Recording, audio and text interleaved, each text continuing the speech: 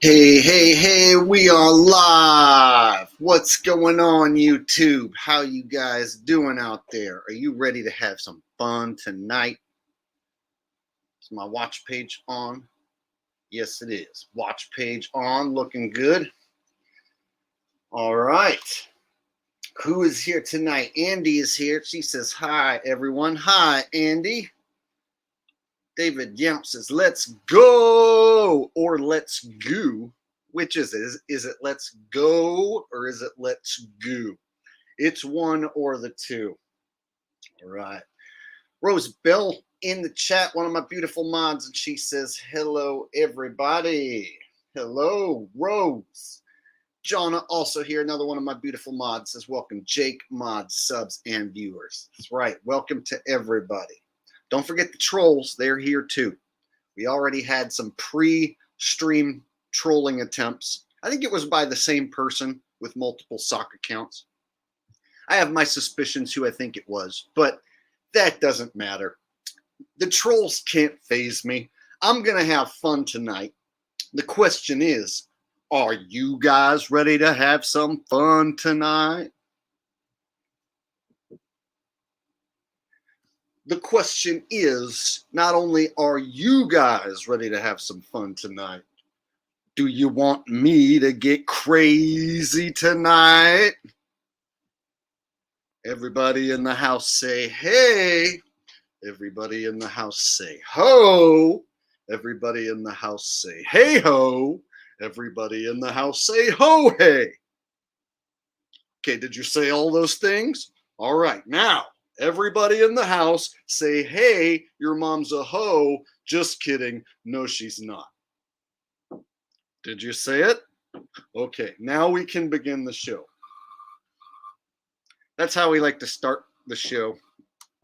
You know what else we like to do? I don't think we've done this in a while. We like to do a classic "Was Up" to start the show. And I think I haven't done it in probably 5 or 6 streams. So I think right about now we should do one of those. Remember when they used to have guys on TV going, "What's that?" We still do that every once in a while just to keep the tradition alive so that somebody is still out there doing it.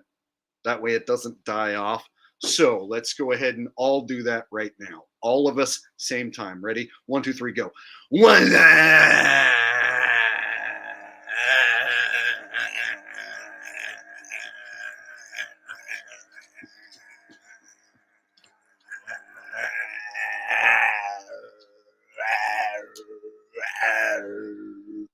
Up. Was up. That's how we do it. Remember when they used to do that on TV and then they stopped doing it? We still do it. Otherwise, no one else will. And then that won't be a thing. So we are actually responsible for keeping that a thing. And why? I don't know. It's just fun and it feels good to do. And with that said, PJCnet getting us started with the first super chat of the night. Hopefully not the last. Oh, I already see another one, so it definitely won't be. Thank you, PJCnet, getting us started tonight. Always appreciated. Saul Rosenberg is also in the house. He says, this guy, Brian Grossman, is going nuts on BitChute, calling everyone out, and someone released an old video of you exposing him. What can you say about it? It's funny because I met the guy, and he kissed my ass and bought me a beer. But before he came to meet me and buy me a beer and kiss my ass, he said I was a Jew, a lying Jew shill. And then he came to meet me in 2017. I did a meetup in, God, I want to say it was like Columbus, Ohio. It was one of those shit towns in Ohio. I want to say, I might be wrong, but let's just say it was Columbus. And I had probably like 30, 40 people show up to meet me. This was 2017, mind you. And Brian Grossman was one of them. And he had made videos saying I was a Jew shill. And then he showed up to meet me, and he was all like, hey, and he like wanted to shake my hand. And I was like, all right. You showed up to meet me. Aren't you the guy who thinks I'm the Jew shill? And he's like, oh, I was just messing with you. That's why I wanted to come meet you and see if you were real. It's like, yeah, dude, I am real. I'm not, okay, whatever. He's like, oh, can I buy you a beer? I'm like, sure, Brian Grossman, buy me a beer, whatever. So he buys a beer and chit chats with everyone and is just seems like a regular fanboy. And then at the end of it all, after he leaves, he spent like 2 hours at the event, talked to everyone, shook hands, da da da. He leaves, and then he goes back home, and you know what he does? I met Jake, and he was a total Jew shill. Oh, he's a Jew. So when he came to meet me, he kissed my ass, bought me a beer. But then when he left, he went back to saying I was a Jew shill. So that's his thing, and he got kicked off of YouTube for using the J word negatively too many times. See, if your whole channel is you just saying negative thing about the J's openly, nonstop, that's a pretty good way to get kicked off. See, he didn't try to disguise it as comedy. So his whole shtick on BitChute is all black people are bad and all the J's are bad and they're the ones that do everything. And everyone who he doesn't like is a J. That's his shtick. And how's it working for him on BitChute? What does he have? 300 followers? I think this is the most attention he's gotten in a long time. So there you go. That's the story of that guy. Thank you for the donation, buddy. I appreciate that. Okay.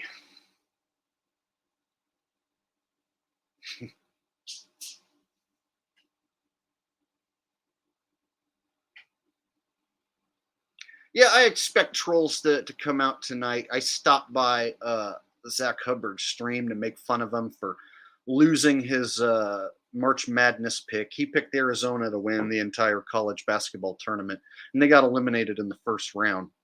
And so I was over there. I just went over there to make fun of him real quick. So it seems like he came over with maybe 10 sock accounts and tried to like spout some numbers and talk some shit and call me a Fed.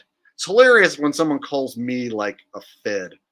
It's like, oh, I'm a cop all of a sudden, so I'm the funniest dude on YouTube, and I sing and play bass and write songs and create all these videos, and also a cop.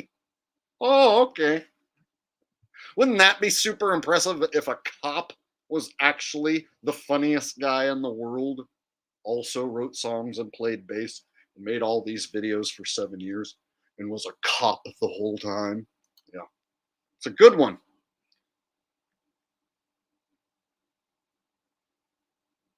So funny when somebody comes over here like, I've got a sock account. I know what I'll do. I'm going to call him a Fed. A Fed, as in federal agent? Me? The one who you can go back and trace me for the last decade here on YouTube? I've shown you my baby pictures, my childhood pictures, all the way up until now. I'm basically a 40-year-old man. They're going to be like, yep, you who's told your life story that anyone can find. Yeah, you're the cop. Oh, okay. Tommy Mayer says, good evening. What's up, Tommy Mayer?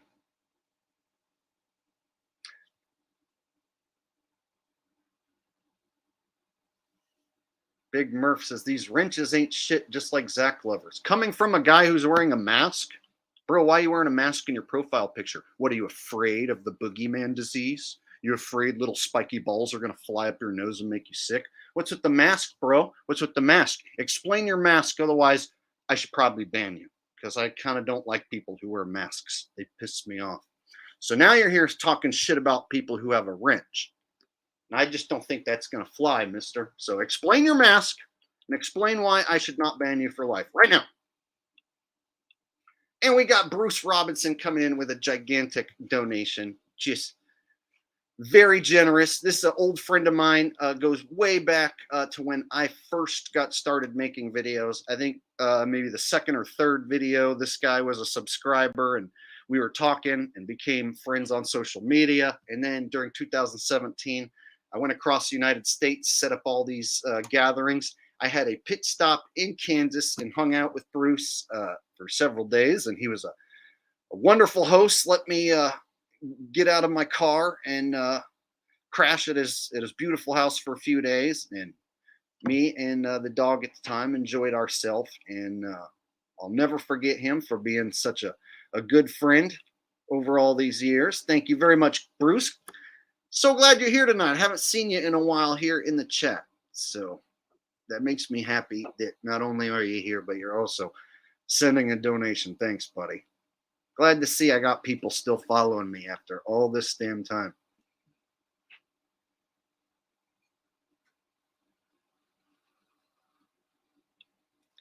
Yes, this is a mask-free zone, and indeed. Great to see you, Jake. Crazy high up there in Canada. This is from TB83 with a donation. Thank you, buddy. Hello from the good old US of A. It's a lot warmer here where I'm at. It's like high 50s. And the next few days will be in the high 50s and low 60s where I'm at. So I'm sure where you're at, it's a lot colder. I'm willing to bet.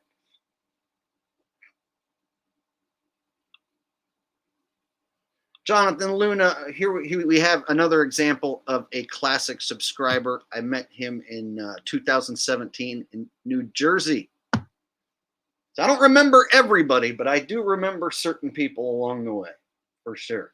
I've had so many different subscribers and people roll through here, and there's some familiar faces here tonight that have literally been here for years.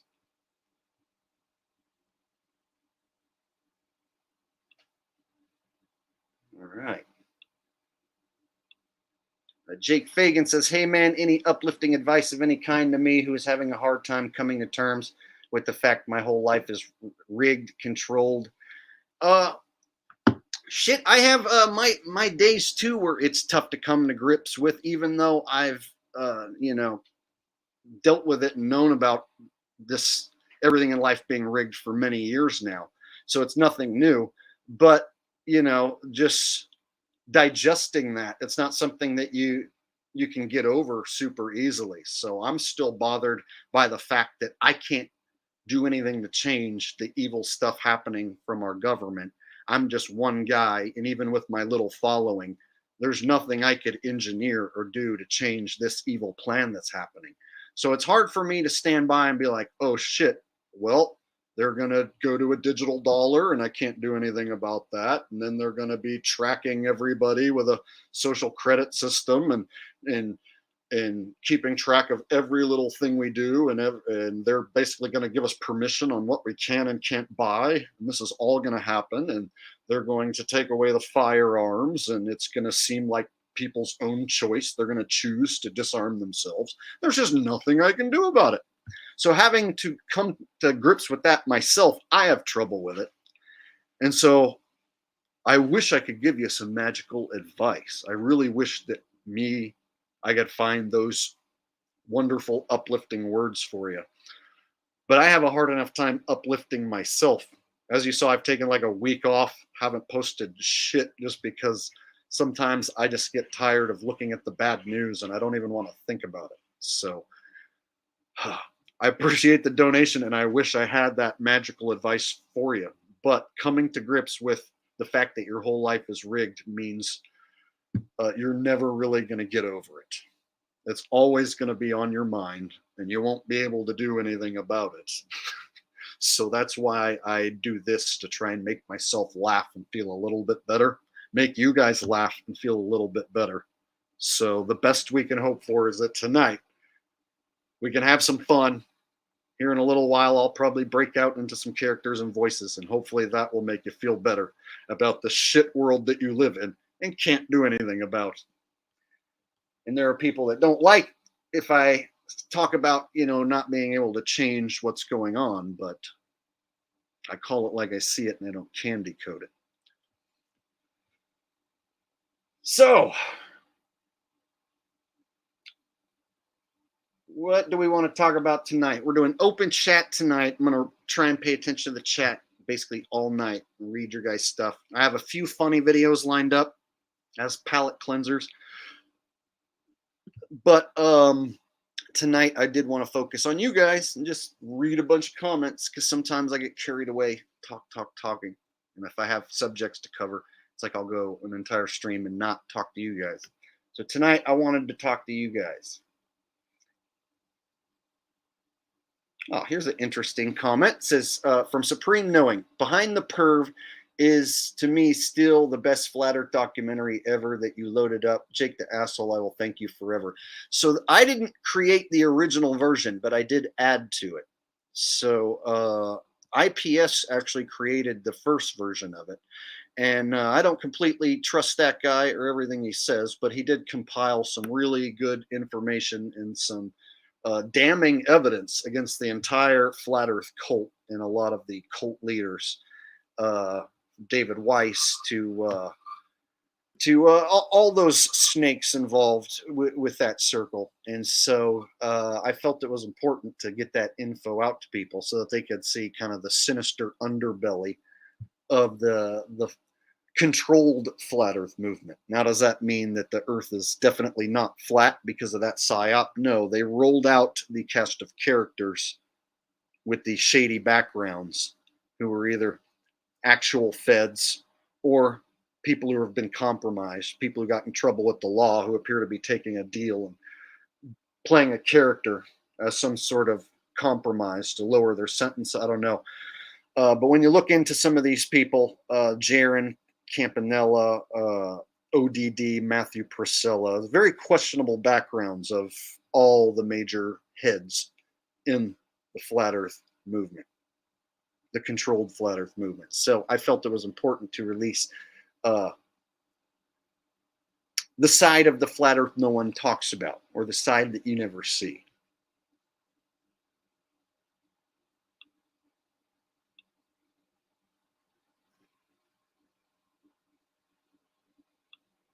Supreme also adds to that. Karen B got exposed big time as well. All of them in a nutshell. Yeah, she's an evil, dirty witch.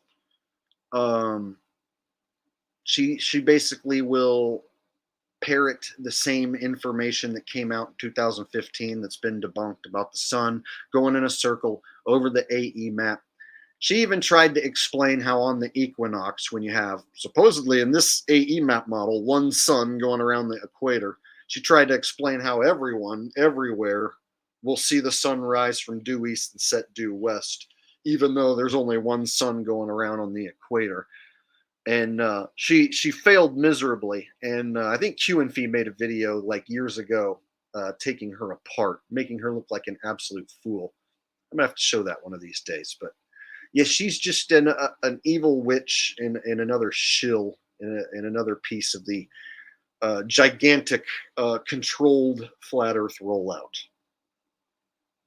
So I represent the organic flat earther, the non-controlled flat earther, the one who actually tries to figure out what's going on in this realm we live in.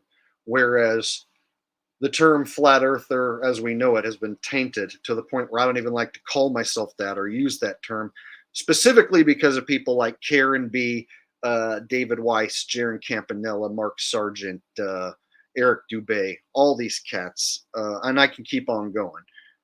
Just absolutely shit the bed on purpose and tainted the subject basically forever, as was the plan.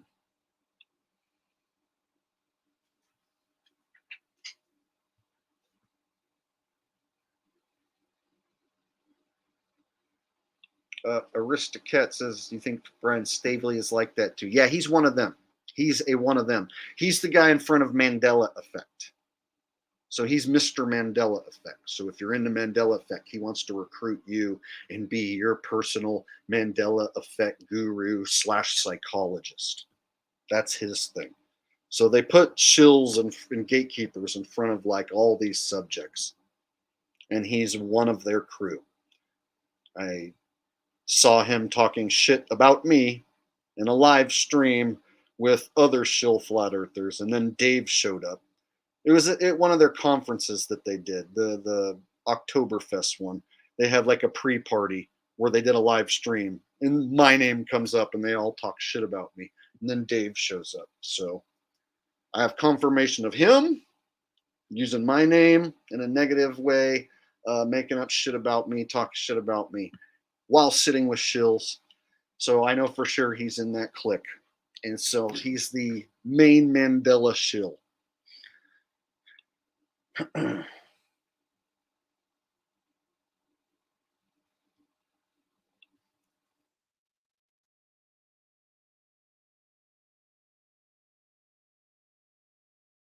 Robert Miller says, do some impressions, Jake.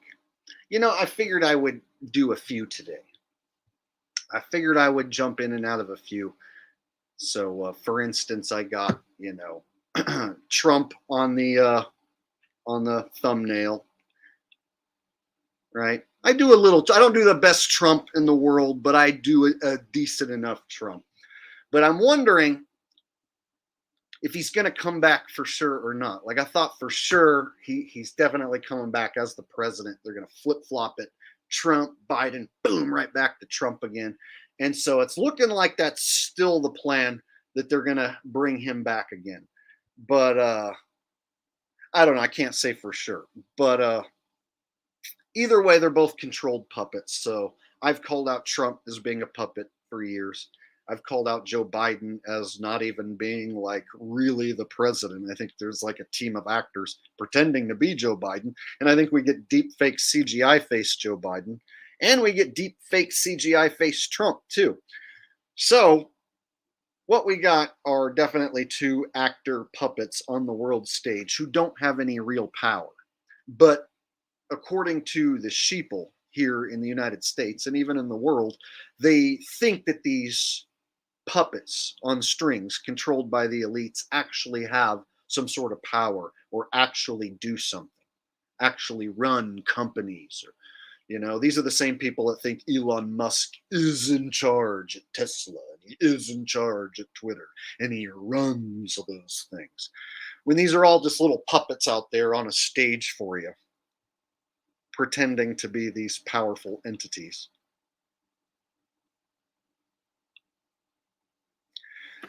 And there's still people who fall for the Trump shit. Every once in a while, I will find a Trumper, and there might be a Trumper here in the chat. I bet if we wait long enough, somebody will pop up and be like, "Well, what do you mean? Are you saying Joe Biden's any better? He's better than Joe Biden." And let me tell you what, he's down there. And every time I think of a Trump lover, I always break into this voice in my head. Let me tell you what, he's down there in them tunnels right now, saving them children.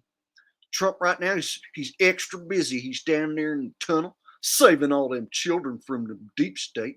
Why would the deep state be trying to arrest him right now? Why is they trying to bring him down? That just proves he's a good guy. He's on your side. Well, what about that? What about that time he endorsed the VAXX? Remember when he endorsed the poison going into your body? Remember that? No, he was just playing some 4D chess. He was playing 4D chess. All right. Let me tell you what.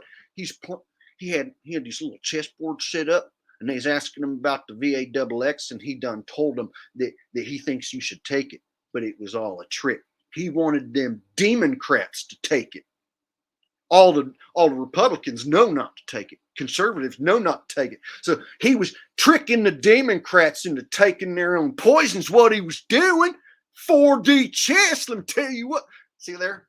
There's a character that I basically like have in my head. Whenever I think of a Trump tard, that's what comes to mind. Somebody that like makes up every excuse in the book, no matter what he does, what he says, no matter what evidence you have on the man to prove that he's a total piece of shit puppet working for the elite. We shall see.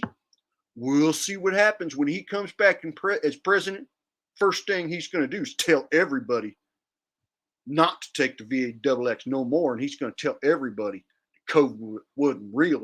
That's first, and then he's going to tell everybody 9/11 was inside job. He's going to tell everyone the truth when he comes back this next time. He only lied the first time because he was playing 4D chess. All right.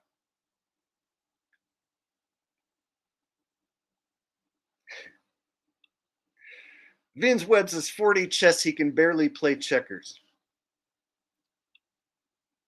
You know what they actually dream about is that Trump's going to come back and be president again. And of course, when it happens, which it probably will, then they feel like, oh my God, my dreams are coming true. This is meant to be. You know, this guy is my Lord and Savior. I knew if we just sat back and trusted the plan and waited long enough, Savior Trump would come back and make America great again for 4 more years, man. So those people are going to feel like, you know, it's meant to be and that he is the chosen one, the savior, if indeed he does come back again. And let me tell you something, all right? When I do indeed come back, all right, as your president, all right, the first thing I'm going to do, and I've said this before, we're getting rid of electricity. It's old, it's outdated. Frankly, it's dusty, all right? It's crusty, all right? So the first thing we're going to do, we're getting rid of electricity, all right? We're going to install, are you ready for this? Trumptricity, all right? It's more efficient, it's cleaner, it's greener, it's meaner, all right? We're going to get half a gigawatt per millicoin per amp per second, all right? That's more efficient by at least 0.02%, all right? You know how much money we're going to save doing this? Billions, all right? Trumptricity is going to change the world. And you know who we're going to make pay for it? This is the best part, all right? You know who we're going to make pay for the whole thing? China. All right. There you go. Trumptricity. I invented that. That is mine. Anyone else you ever hear say Trumptricity stole it from me. Like I said, I don't do the best Trump impression in the world, but I add my own little zest to it. And Trumptricity is 100% my original bit. Don't ever try to steal it without my written consent or authorization, or I will sue you. I'll be like, this guy stole my character, all right? He slandered my name. He didn't do the impression correctly, all right? He screwed it all up.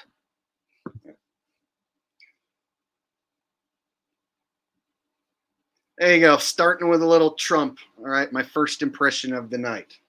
Well, actually, my second because I did the Trump tard impression first. He ain't like those other politicians. He's a businessman. Right now, you know what America needs? They need a businessman in charge. That's why things are going straight to hell. Joe Biden ain't no businessman. He don't know nothing about no business. Right now, we need a businessman in charge. Fix this economy. He was turning around that economy, and then it done died when Joe Biden took over. Them damn voting machines is rigged. I went down there and I done wrote Trump on my little piece of paper and I done puts it in there. And I looked back and I saw that damn lady. She was a Democrat. She reached in there and grabbed my piece of paper. She changed it to Biden. It's like, hey, what are you doing? She's like, sir, you need to get out of here. I'm gonna call the cops. Oh, this bullshit. I just made that up. I don't even know what the hell's happening. What? I almost felt like I turned into that person for a minute and I couldn't stop. Whoa. You ever get stuck acting like you're a Trump tard and then like you have to realize like, oh fuck, I'm not actually this person. I can't go on living the rest of my life pretending to be this person. Sheesh. All right. Chungus Khan says, I want my goddamn Trumptricity. All right? It's cleaner, greener, meaner, and more efficient. All right? What else can I say? Did I mention you're going to save half a kilowatt per gram of gigawatt electricity? Of course. Yeah. See, he could actually say something like that, and people and conservatives would be like, this motherfucker's a genius. Did you hear that plan that he just done told us? We's gonna save so much money. We're gonna be out of debt before we know it. He's gonna make China pay for the whole thing. Damn, this man good. All right.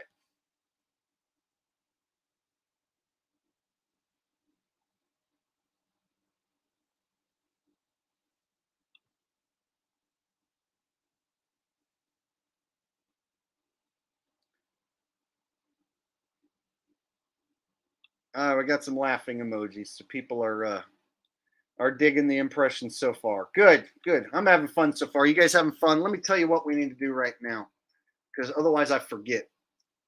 Right now, I see 114 thumbs up on my end. I want to see 150 thumbs up because I know a lot of y'all are skimping on the thumbs. So right now we need to turn a 115 into a 150. All right. So smash the thumbs up right now. I'm holding the stream hostage and we aren't going to continue. And there will be no more funny business until that shit gets to 150 or more. So you know what needs to happen. Oh, look, it says 153 all of a sudden. You guys take direction really well. I appreciate that. So I guess we're going to continue with the funny business then. All right. See, that's how we do it. I hold my stream hostage and I force you guys to put the thumbs up there. It confuses YouTube and their algorithm. It's awesome. They're like, this guy's super popular and everyone loves him. Meanwhile, I'm just holding you hostage and forcing you guys to hit the thumbs up. I'm fucking genius, man. Anyone steals that idea, you got it from me. So I deserve like 30% of your likes forever. Okay. Paul Hollowcat with a donation says, Trump told everyone to protest in New York City. I saw that today just before we started streaming. I looked up to see if there was any like news for me to talk about, and there wasn't anything juicy really, but that was the one thing I heard. He says, Trump told everyone to protest in New York City because he's going to be arrested this Tuesday. Nobody better show up. Yeah, I like this whole like, ooh, he's gonna be arrested on a certain day and he knows about it. He's not gonna go to actual jail. So if they do have Trump or Biden get arrested, because they always say like, oh, he's getting interrogated, his house is being raided, he might, and so it gets people talking about him going to jail as if he's going to go to actual jail, be behind actual bars, and say, no. People who are puppets on the world stage like this, they don't go to like an actual real jail. They just go hang out on some island somewhere. They leave your view. They're just not on TV for a little bit. Then they come back a little later and you just assume that they went to jail if you're a stupid sheep. So I don't think for a second that any of these characters ever go to like real jail. But they're good at convincing the sheeple that perhaps he might go to jail. So then you have your libtards who are like, good, he deserves to go to jail because he's an asshole. He's a son of a bitch, and I hope he rots in jail. All right. I hope that a really big black man fucks him in his asshole in jail. Actually, that's too good for him. He might enjoy that. So I hope he doesn't get fucked in his asshole. That stupid asshole. All right. So that's what libtards think, of course. Everyone knows that's what they think. Where was I even going with this? I don't know. But thank you for the thank you for the donation, buddy. I appreciate that. Yeah, so we might get another fake riot situation, another set up insurgent situation where crazy right wingers, have a violent clash with cops. Then it'll be all fake. It'll be a big hoax. But then they can like blame that on Trump and be like, he told these radical conservative Trump supporters to go out there and protest. And then they clashed with cops. And so they could even have, something happen where somebody supposedly dies, this, that, or the other, and then they could make a big deal about it. But of course, it'll all be set up and fake.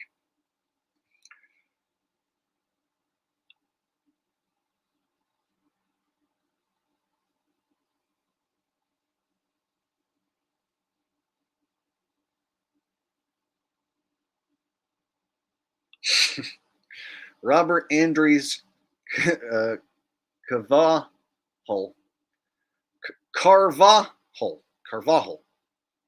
says that makes so much sense for libtards. See, I have the two extreme characters. My right-wing Trump-tard character is the hillbilly that makes every excuse for Trump, and Trump is their Lord and Savior. And then on the other side, I have the that quintessential fagamuffin from San Diego voice or San Francisco voice, you know. Oh my God, he's such an asshole. I hope he does go to jail. Oh my God, he ruined this country. People like him, they all deserve to be in jail. Oh my God, are you going to Pride tomorrow? Are you going to Pride? Yeah. See, that's my left character. So I have my left and I should say left and point to the left. I have my left character and my right character.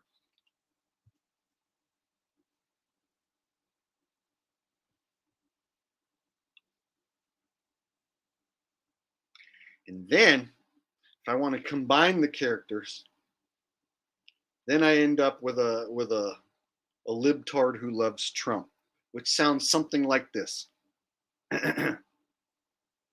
Oh my God, trust the plan. If you don't trust the plan, you're fucking stupid. Oh my God, don't you know Lord and Savior Trump is going to come back and fix the economy?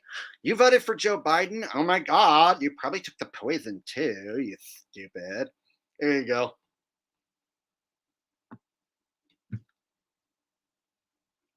That's a gay Trump tard. There has to be a such thing as a flaming gay Trump tard. There has to be, right? That would be funny if you found a guy who was super flaming gay and a Trump tard at the same time. Oh my God, don't you know the election was rigged? Let me educate you, okay? Like, the vote doesn't even count, okay? Trump won, but like Biden cheated because like the Democrats and like Hillary and stuff. Don't you know? If you like trust the plan, he's gonna like come back and fix the economy and things are gonna get better. But that won't happen unless you like trust the plan. Okay. See, I had no idea I was even gonna do that voice. You might think I had that plan beforehand. No, I came up with that shit just now. I said I have a left character and a right character, and I instantly thought it would be a good idea to combine the characters together. And it worked. That's what you call instantaneous comedy. And it is laughing emoji good.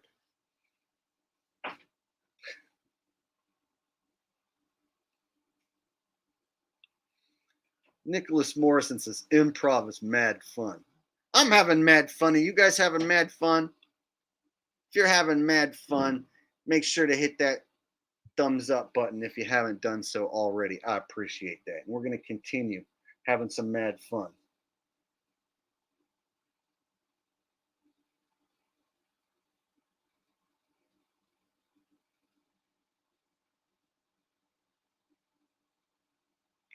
All right, you know what? I think right now I want to show you guys a video clip because I have only a few video clips planned. It's mostly going to be all chat show. But I have this one video that I think will elicit some funny messages. So what we're going to do is we're going to react. Me and you together, we're going to react to WWE sus moments. All right? I found a video. It's funny. And we're going to react to it because I have a feeling it's going to bring about a lot of funny comments. So without further ado, this is WWE sus moments. You guys ready? All right, let's boogie.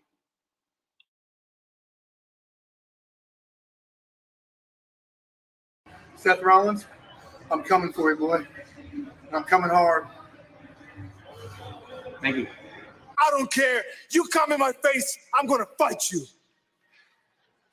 Brutus, take a look at this. Brutus, this is incredible. What a package. Well, you're not going to bust a nut anytime we're in the ring. After I beat you and satisfy all the Hulkamaniacs, I'm going to get off by cranking your knob just a little beyond the breaking point. So you can see where this video is headed. I'm going to get off by cranking your knob, brother. I'm going to crank your knob so hard. Ooh, you're never going to come as hard as when I crank your knob, brother. Ooh, yeah. All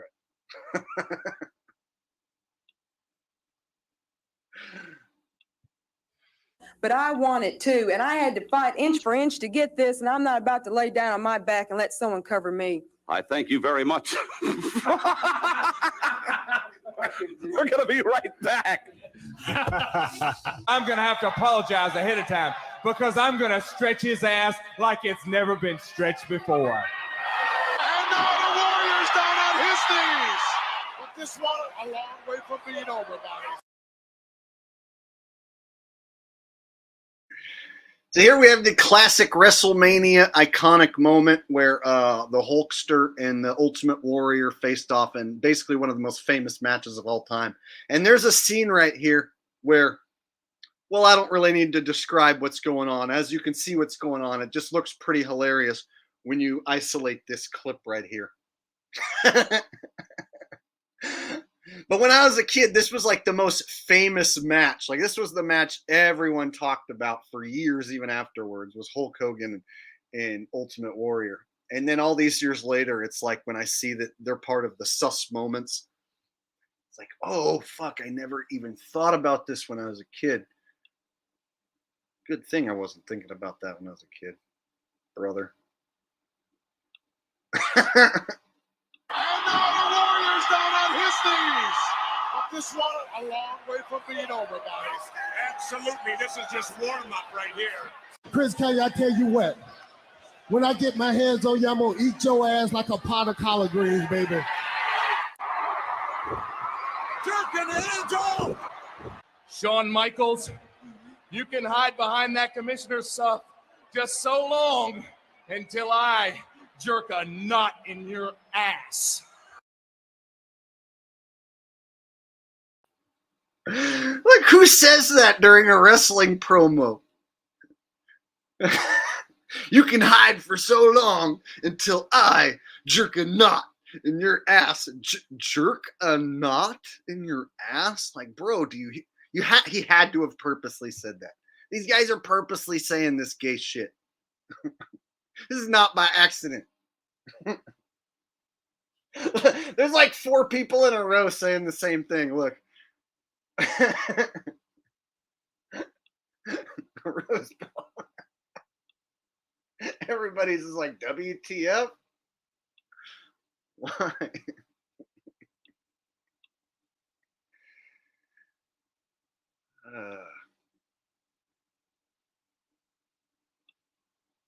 Just so long until I jerk a knot in your ass.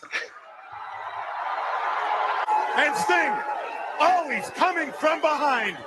And as far as Bischoff goes, I'm going to eat his ass.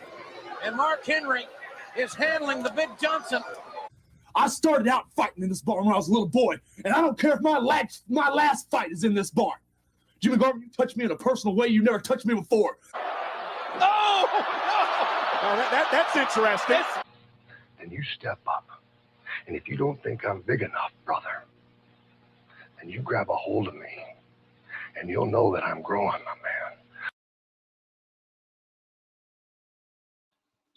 Okay, Jake the Snake, he liked to always compare his snake to his member, right? And he would do this during his promos, and he thought he was being super clever. And it's like now it's just like extra creepy and cringy. So when you go back and watch Jake the Snake, it's like he's usually referring to the snake, but he's making it sound like it's his dick.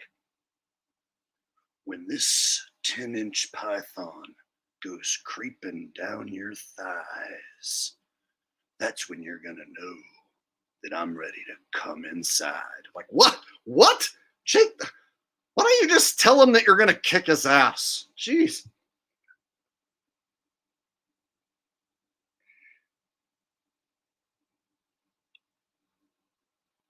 Within your hands, I will get as big as I need to be to do the job on you. Now, it doesn't take a very big snake to do the job. He succeeded. He was successful in just using his mouth to get the man off. Well, I'm going to take care of business the way it should be done. Perhaps I've been too nice. Perhaps I've been trying to be a real sports, a real gentleman. Now, Tully Blanchard, I want you. It's not Uncle Sam talking to you. It's Ronnie Garvin. I want you, and I'm going to get you. I'm going to have you. I'm going to get to touch your body.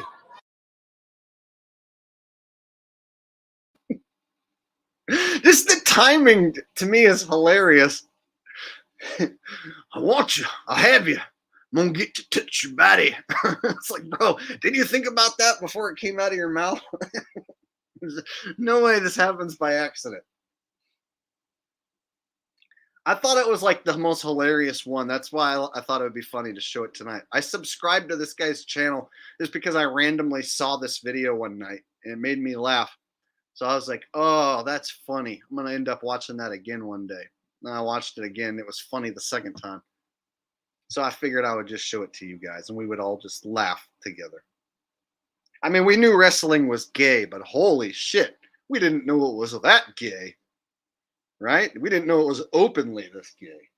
Sheesh.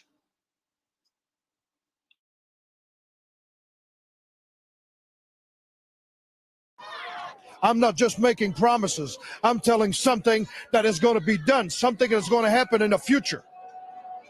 Because bones do heal. But I've got a memory like an elephant. And I can do it like an elephant. And The Rock just jerked Helmsley off. Well, even when I was a little teeny Hulkster, there were a few things that turned me on, dudes. Fine-tuned guitars and firm-feeling women. But in the twilight of Hulk Hogan's career, my kids turned me on. I am...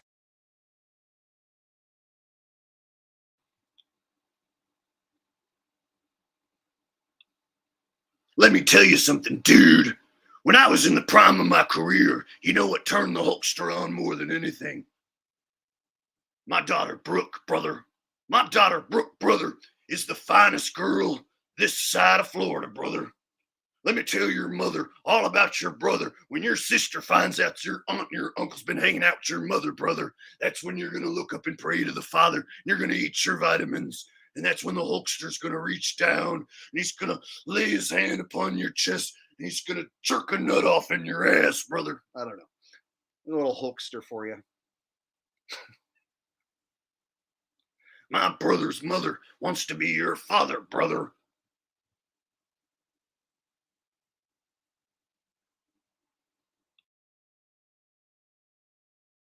I'm sick and tired of playing around with kids. I'm here to get it on with the big boys. Listen up! There's been a lot of sports writers and sports editors flapping their yaps about us getting soft. Ha ha ha ha! I'll tell you what, there's one part of our bodies that's soft, and it ain't soft all the time, if you catch my meaning. I don't get it, Hawk. What's your meaning? There's a part of you that's soft, but it's not soft all the time? What the heck is this guy talking about? What does he mean? Why doesn't he just talk about the match? I don't understand. Soft? Huh? Hey, if you guys know what he's talking about in the chat, can you tell me? Does anyone know what body part Hawk is talking about?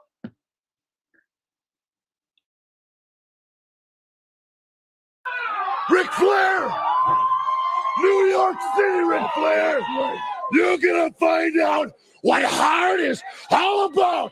Because from the time I get in the ring with you, Guppy, it's gonna be a hard night, all night long! Nikita Koloff, when I was tasting you, brother, I found you to be not so bad at all!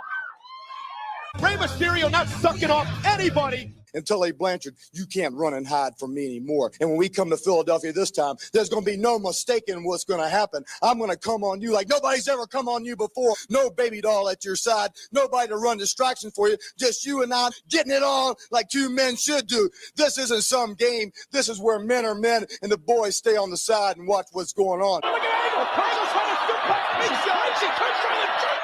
This crowd expecting a big explosion. You can bet they're going to get it.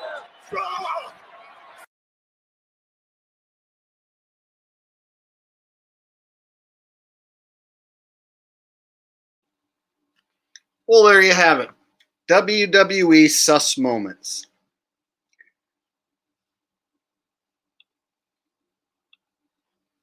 Joshua Atkins says, yo, WTF LOL. Yo, WTF LOL indeed, sir.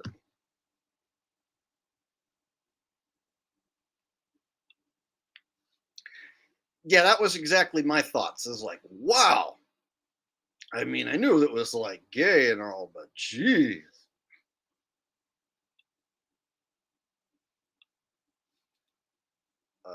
NPNY 1970 with a donation says, thanks for giving me a few laughs. This is nuts. That was my intention. Make everyone laugh. Not only with my impressions, my voice, but, you know, these funny video clips. In fact, I got one more wrestling clip. This one's shorter. I got one more wrestling clip, and then we'll move on. So this will be the last gay wrestling clip, okay? And then we're moving on. So I don't want you to think the whole stream is going to be about watching gay clips from wrestling. But this is going to be one more of those clips. So before we move on, this one is Hulkster hanging and banging.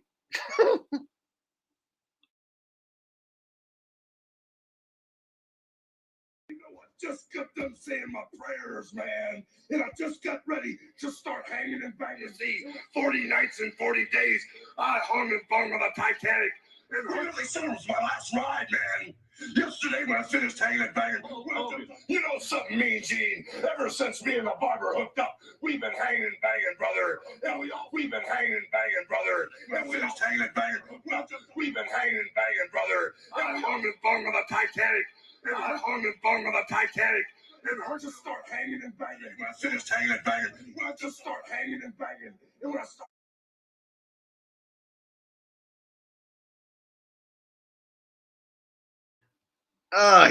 He was hanging and banging, brother. Hanging and banging. I hung and bung on the Titanic, dude.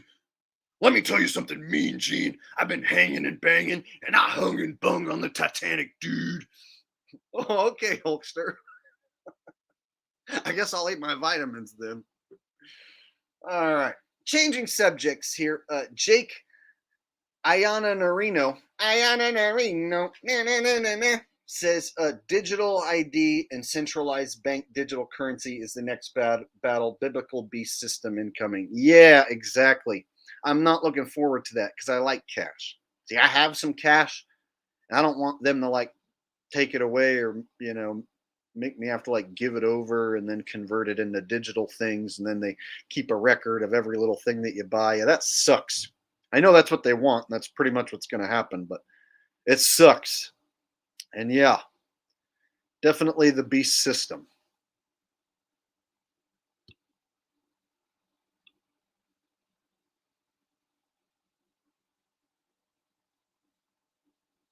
So here's a story, and then we'll move on from the wrestling. This will be the last thing. The Hulkster said that his ex-wife, for years, thought he was gay and accused him of being gay with Brutus the Barber Beefcake because her mother, so his mother, Hulk's mother-in-law at the time, I guess, walked in on him supposedly giving oral to Brutus Beefcake, his wrestling friend. And so Hulkster said that this didn't happen, that Brutus the Barber Beefcake had a blonde wife, and that his ex-wife's mother came in and mistook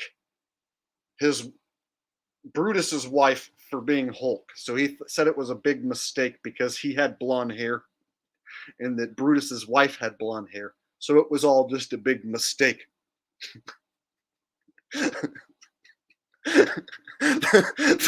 That's an actual story that he told.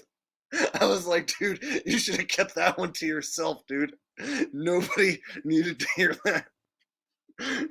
No one's gonna take your side on that one, dude. Like, what are the chances that your ex-wife's mother saw a person that looked like Hulk Hogan giving head to a dude, and then no, it was a woman who just happened to have blonde hair that looked like Hulk Hogan? Oh, what was she bald too? Is his wife bald too? And 6'4" 250 pounds. I could see how you could mistake the two.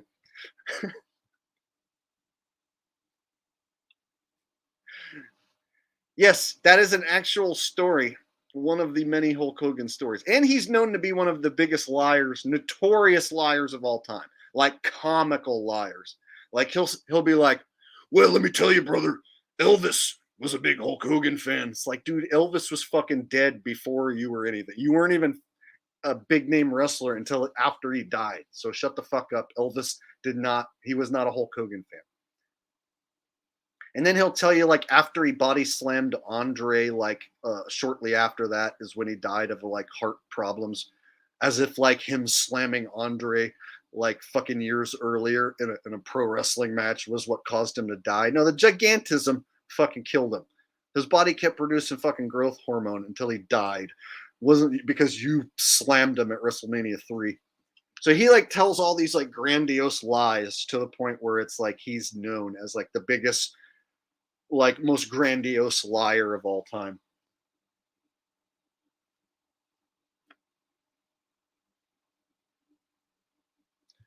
All right. So now we're done. No more gay ass wrestling, okay? We're pretty much done with it for the night. So far you got Hulk Hogan out of me. You got Macho Man. You got Trump. Then you got your libtard. Then you got your Trump-tard. And then you have your mixture of libtard and Trump-tard, the character who I created. It's a lot of voices that I done gave you tonight. And you know what? I'm not done yet. So, what I am going to do is hold the stream hostage until I get what I want.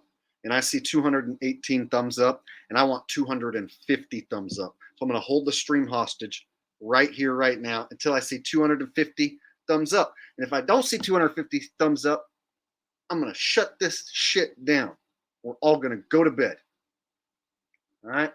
So, right now, you know what to do. Smash those thumbs. Do it to it. Then we'll have some more fun.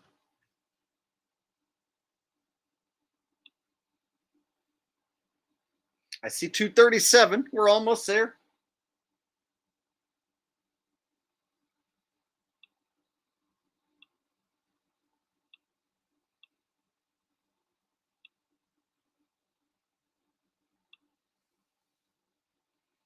Okay, you guys are awesome.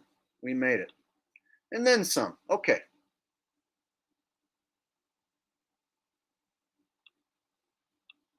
Scott says you're like the fire marshal. You shut the shit down. I've never actually shut down a stream for not getting enough likes. Every time I've ever told people to like and then give out a number, we always make it to the number. Usually within like a minute. I think the most we've ever sat here was maybe 2 minutes, and then we made it to the number. So I don't choose a number I can't be like 20,000 likes right now. Otherwise I'm stopping and then like just shut the whole. I've never actually shut the stream down. So it's basically like an empty threat, but I know you're going to hit the fucking like and we're going to make the number. So I know I'm not going to shut it down. All right. Fire Marshal Vale. Right? All right. Let me tell you a little something. That's about all I have for Fire Marshal Bill is let me tell you a little something and Fire Marshal Bill. Just say those two things. That's it.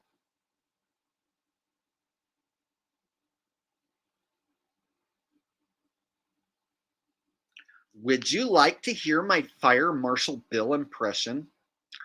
Hi, I'm Fire Marshal Bill. Let me tell you a little something. Ha ha ha ha. Thank you. All right.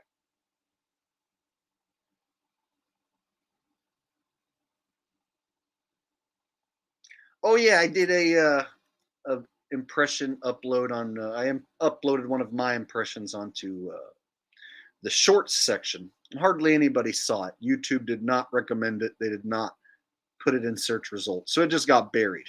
But I did my world famous Chris Rock impression. I like to think out of all the white guys in the world that I probably do the best Chris Rock. For a white guy, I do a pretty damn good Chris Rock. All right, so let's go ahead and transition into that, shall we? And I always start this impression the same way, by announcing that I'm a loud, obnoxious black man. It goes like this. I'm a loud, obnoxious black man. The most famous thing I ever done in my career was get slapped the shit out of by Will Smith. Do you remember when I got fake slapped the shit out of by Will Smith? I still got Summertime ringing in my ears. There you go. Little Chris Rock.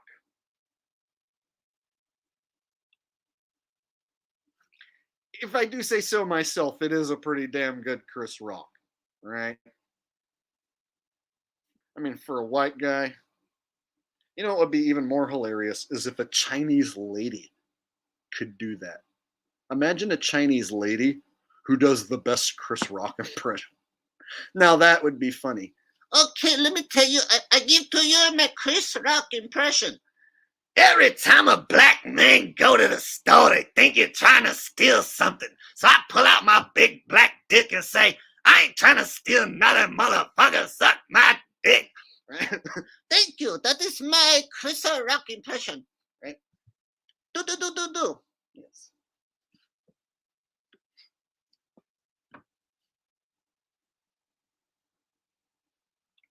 That's good for a laugh. Good for the body. Good for the soul.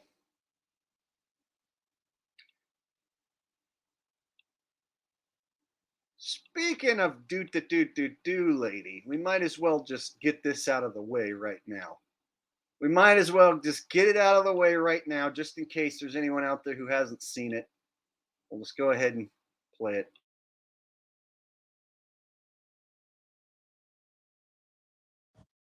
The first shot when he come in, you know, on the counter, you know, like you do, and then finish. Suddenly it's quiet. That's why I wrap my partner. We go to high on the table.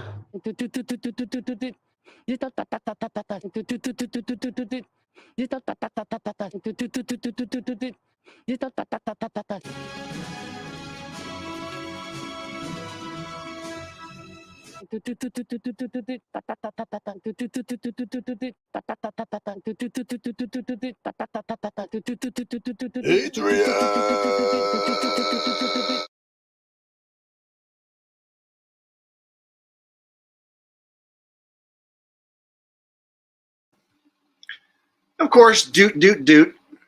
A piece of original artwork made by yours truly, right? It was an original joke that turned into its own video, right? The joke was so well received, the impression was so beloved that it warranted its own video. Now, we're going to take it up a notch, okay? I think you guys might like this one. So I've been tampering with do lady and what other things I can do with it. And here's something I found.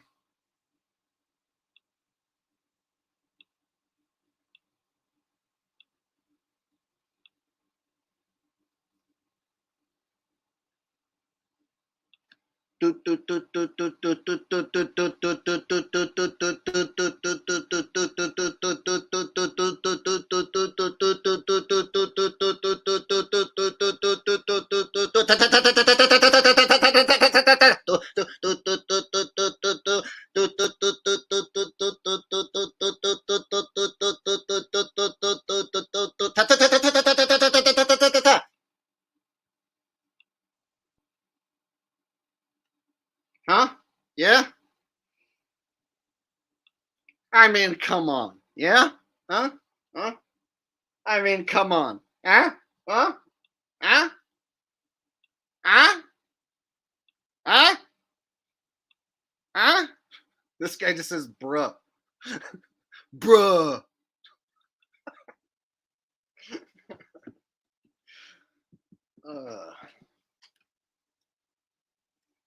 There you go. Do lady is a sprinkler.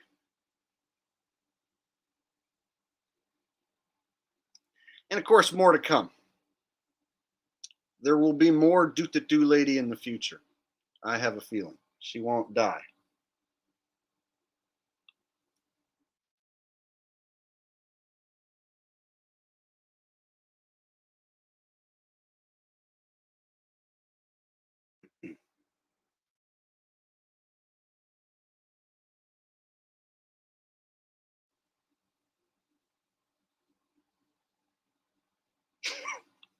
Everybody, dude, that's like something teenagers say. Is just bruh, bruh. Like, what are you, bro? 14, hanging out on TikTok. Get yourself a vocabulary and put together a freaking sentence, or just do what other people do and put a laughing emoji.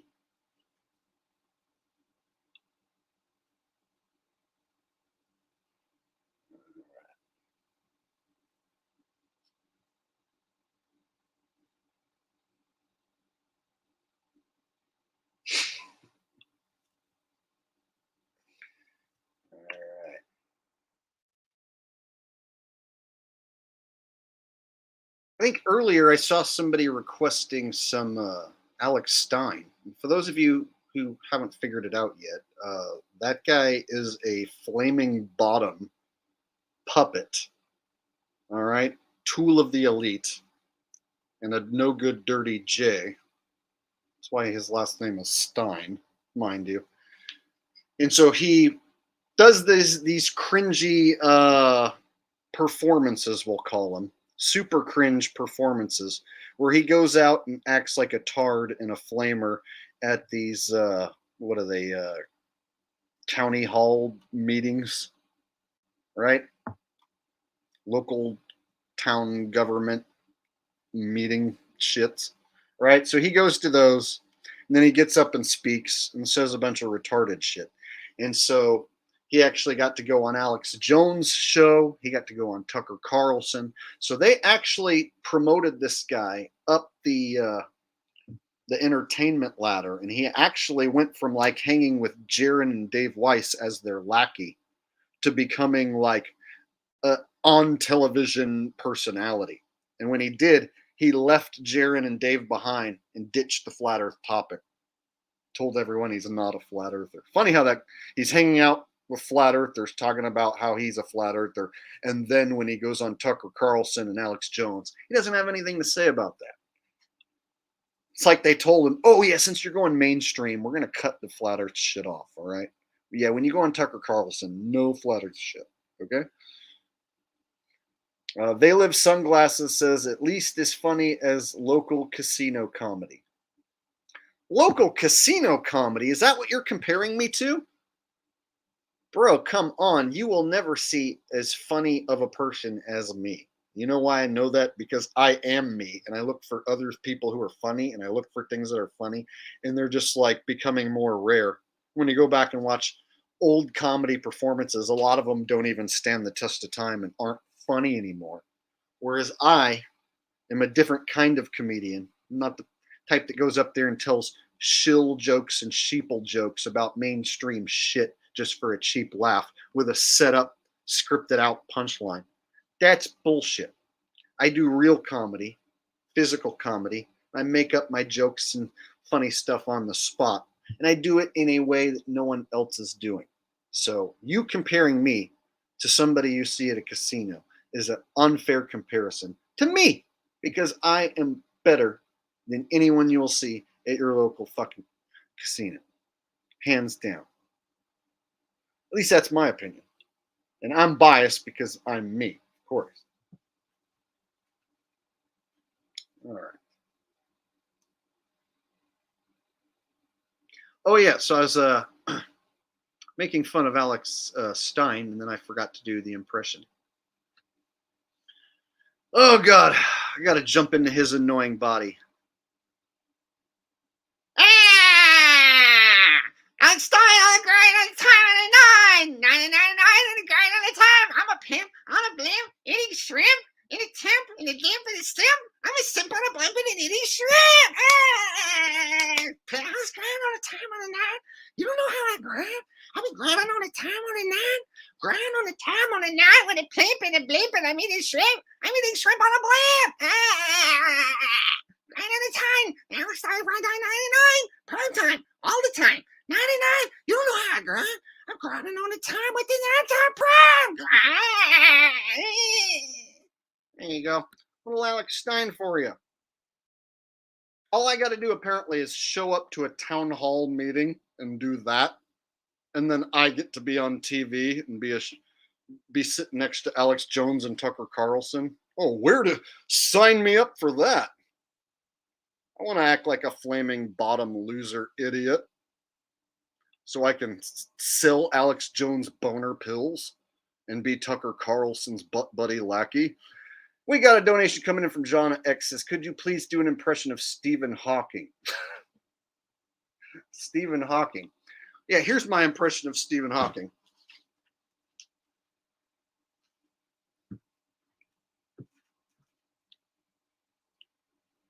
Oh yeah, he's got the underbite.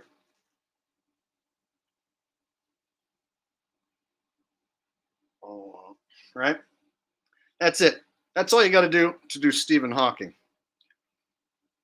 You just have to be a vegetable. So basically be a comatose vegetable, and that's my Stephen Hawking impression. Oh, you want me to do the robot voice that comes out of the box? Yeah, see, that's not actually Stephen Hawking. So what you want me to do is the robot that pretends to be the voice of Stephen Hawking. Okay. So let me try to think of some space thing to say. It is said that there is a giant black hole at the edge of the universe, and at the edge of the Andromeda galaxy, there may also be a Neptune asteroid ready to collide with Earth in another 43 million years. It's hard to actually keep that face and do the robot voice at the same time, because it's weird for me to do that because his lips don't move and he's just a vegetable, and it's the robot fucking box voice that does all the talking. So for me to do the talking, I have to move my lips. It's hard to do. Damn it, Shauna, you're challenging me to the depth of my creativity. To the extent of it, I should say.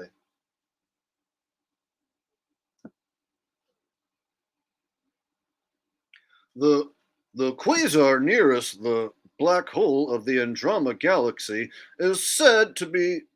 I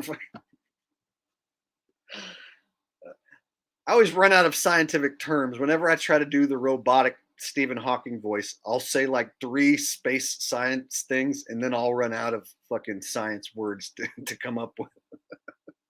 I'm trying to just create a science word salad.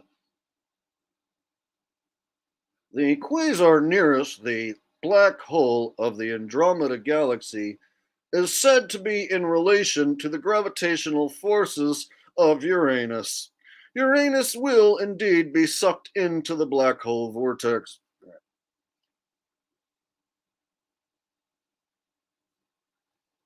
You know what's hilarious is there were sheeple by the millions who thought that robot voice was actually him, like his thoughts were coming out of that speaker. No one else has that technology. Nobody. But he did, because he was so smart. Gotta love how they gotta like sheeple by the millions to like think that like a vegetable, a wax dummy, was a genius.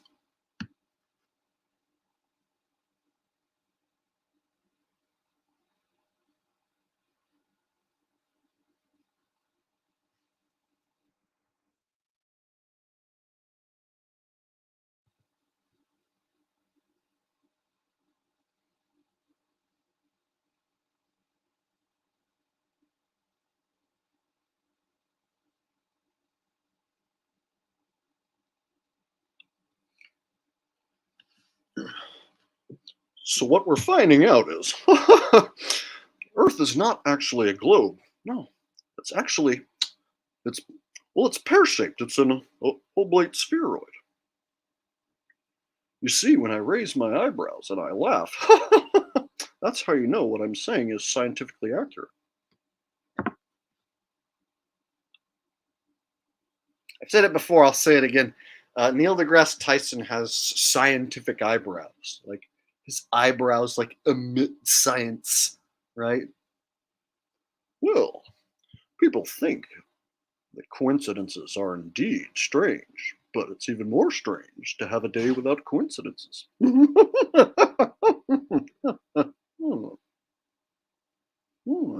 raise my eyebrows like this, well, then you're more inclined to listen to me and think what I'm saying is true.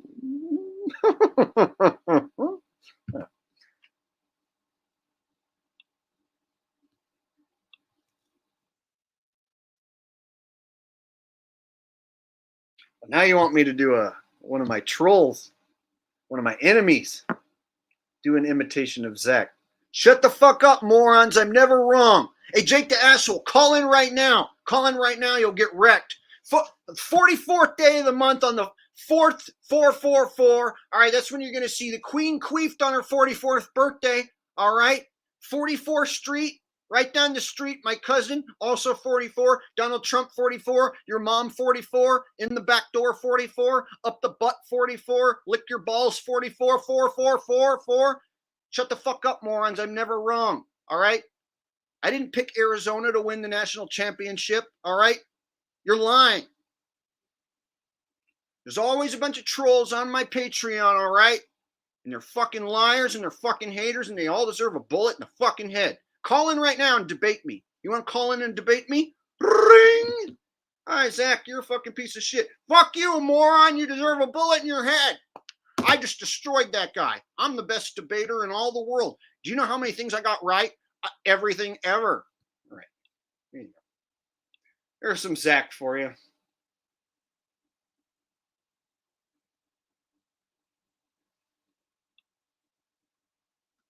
Zachary K. Hubbard is experiencing personal incredulity.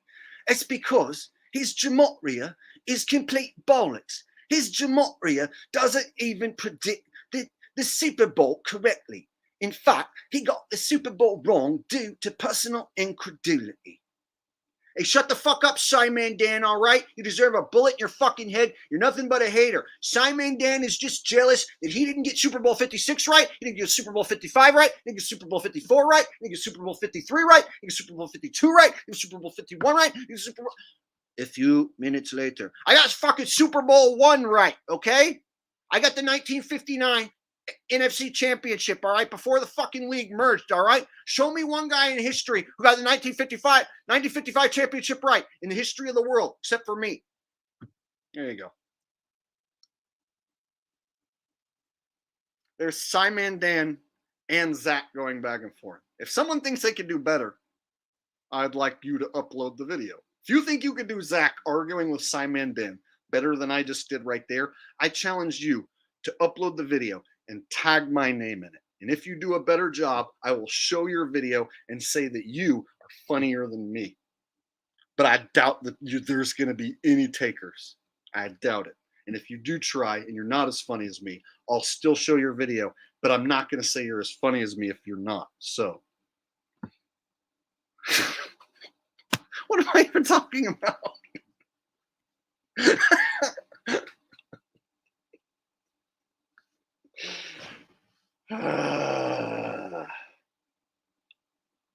It is. This is the best channel on the interwebs in the history of interwebs. You know why I know? Because I'm me. And when I get bored, I look for stuff to watch, and it all fucking sucks. It's a bunch of turds. Everything on the internet is turds, and I am the golden swan. I'm a golden goose. I want a golden goose. Okay.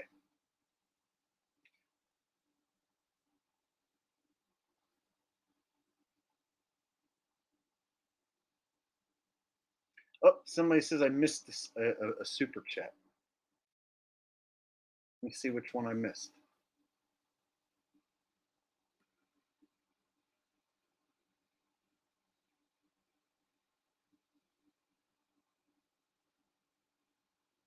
I'm seeing a lot of laughing emojis tonight. That's good. That's what I was hoping for. A fun night. Funny jokes. I'm not seeing... Oh, there it is. I found it. Thank you for letting me know I missed the chat. 26 here. Bruh, enjoy your content, man, especially on Flat Earth. Very informative. Arnold Schwarzenegger impression. Oh, yes, Arnie. What you need to be doing, all right, What you need to be doing is you need to wash your hands all of the time. If you're not washing your hands once per hour, that is 24 times a day, then you are risking commercial cortiditis, like Timur Hamlin. Timur Hamlin did not wash his hand, and then he get the commercial cortiditis. It goes into his heart, and they give him a cardiac arrest. His heart was retarded with the cardiac arrest. So what you need to do is you need to sanitize, and you need to wash your hands at least once per hour. It's 24 times per day. If you only do 23, you're not going to get the maximum protection, and you do not deserve to have freedom. Freedom is not something that everybody deserves to have unless you're washing your hand and you're sanitizing it all of the time. So I want you to get down right now. To get down to the chopper. We call it the chopper because the helicopter takes too long to say. You don't want to be like, get down to the helicopter and then you get shot. So instead you say chopper. It is a time saver. To save you some time so that you don't get shot trying to say a long word called the helicopter. All right. It's a little Arnold for you. And before I stop, I also would like to add that you should get pumped up. I want you to get the chemical concoction. If you get the chemical concoction, you will be pumped up and you will have freedom. All right. There you go. Little Arnie. Little Arnie for you.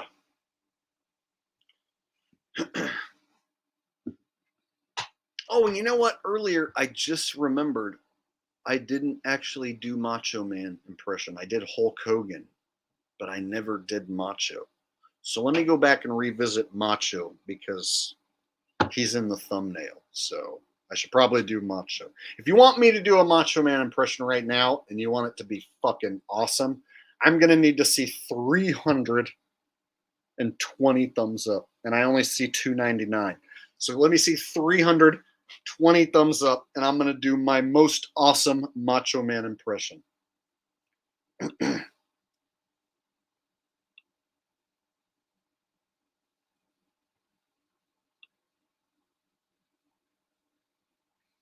All right, guys.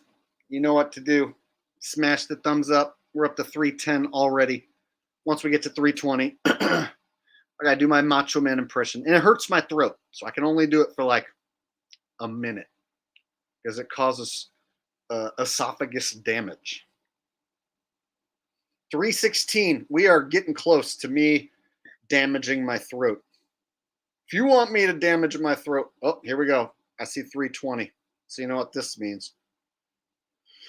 So you want to know what this means? If you want to know what it means to be the Macho Man, then you need to step into the squared circle.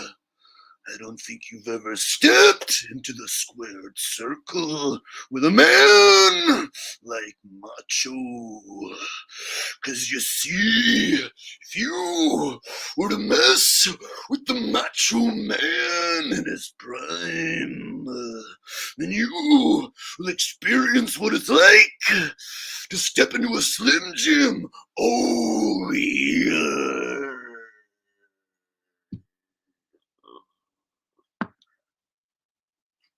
Serious esophagus damage. I can do that for like 30 seconds, a minute, and then it's does like actual damage to my throat.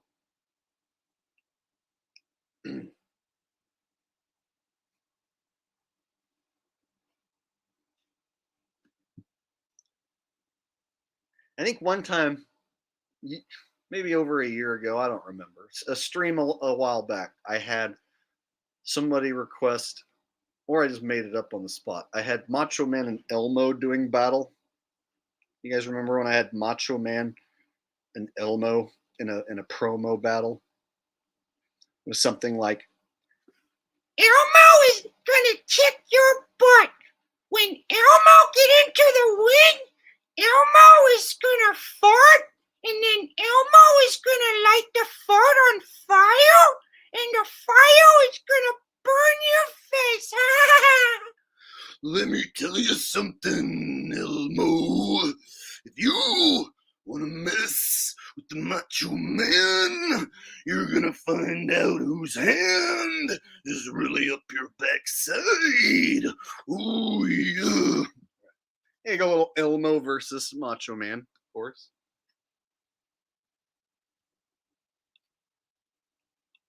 We got some laughing emojis here.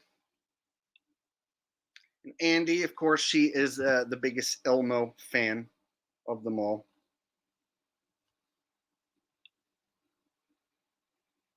I mean, come on.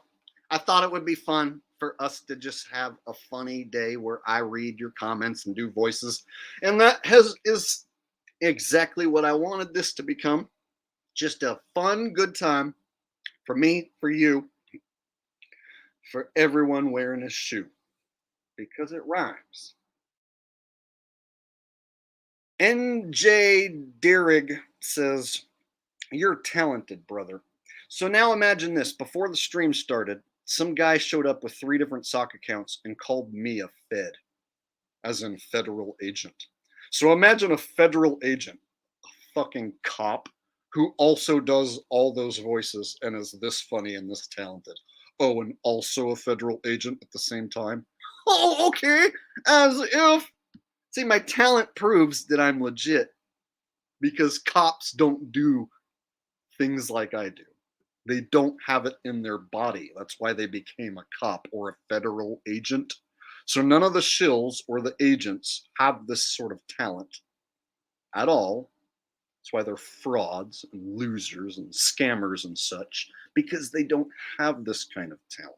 They aren't actual entertainers. So when someone comes along and says, Jake's a shill because he wears a funny hat.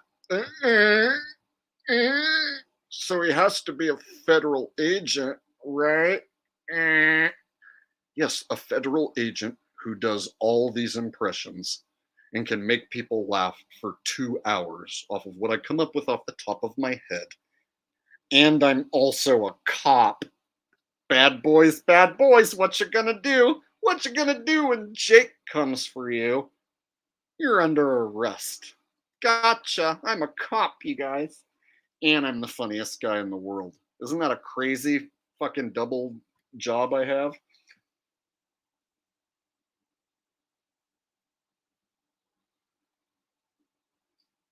Yeah, where are the trolls now? Now that I have dominated this comedy performance. Where are you now, trolls? Huh? Where are you at now?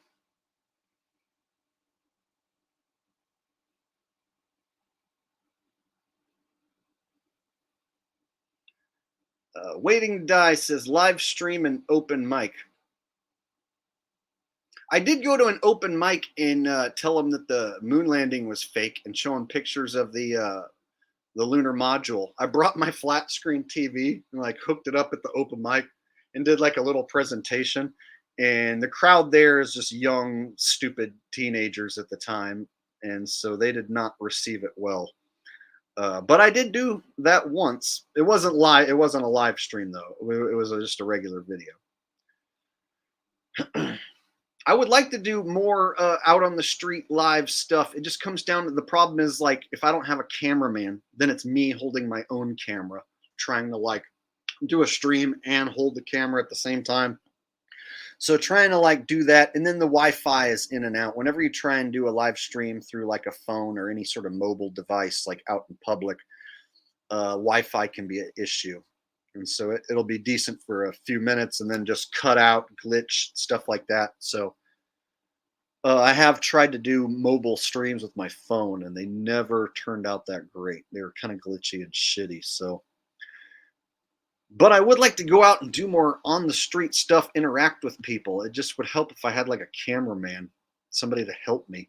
So it's not just like me being like, hi, you want to talk to me while I film us at the same time?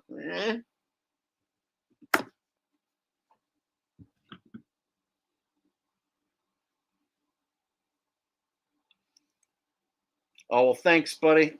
People said or Waiting to Die says I'd be your cameraman if I was down there. You know, I could use some help in a lot of ways. I've been thinking like my channel could be like 10 times better, maybe 100 times better if I could just get help on the things that I don't really know how to do or am not good at. So for instance, if I had like better camera equipment, someone to help me with, recording, and better, if I use better editing software, bought better microphone, like I could buy and upgrade everything across the board. Here's the biggest issue. My non-technological ass has to sit there and learn how to use it. So if I buy a new camera, well, then I got to spend weeks, a month, like watching videos and learning how to use the damn thing before I can even utilize it. If I start using a new editing software to like make the videos look better, then I have to sit there and learn how to use it. So having to stop what I'm doing and then just learn something new and figure out a whole new device or several. Like I said, if I want to get all this new shit and upgrade, that's all new shit I got to figure out how to use. And so that's the main thing that keeps me dragging my feet on upgrading everything. There's not the cost. I have the money to upgrade everything. It's the time and the energy to like figure out how to use everything, integrate it all together and stuff, because I'm just not a super technological guy. So I thought if I had a partner or a couple partners who could help me and take this channel up to the next level just with quality improvements and someone helping me with editing, if there was somebody out there who's good with recording music, holy shit, like I would love to make more music, but I'm not a recording engineer like that. I'm not as good at it to be able to produce banging tracks like I want to make. And so I'm a musician, but I'm not a recording engineer. And so an old friend of mine, when we recorded together, he was good at recording and could set me up and record me. And then we had a song. But now that I'm not friends with that guy and I don't have anyone to help me record, now it's like all the pressure's on me.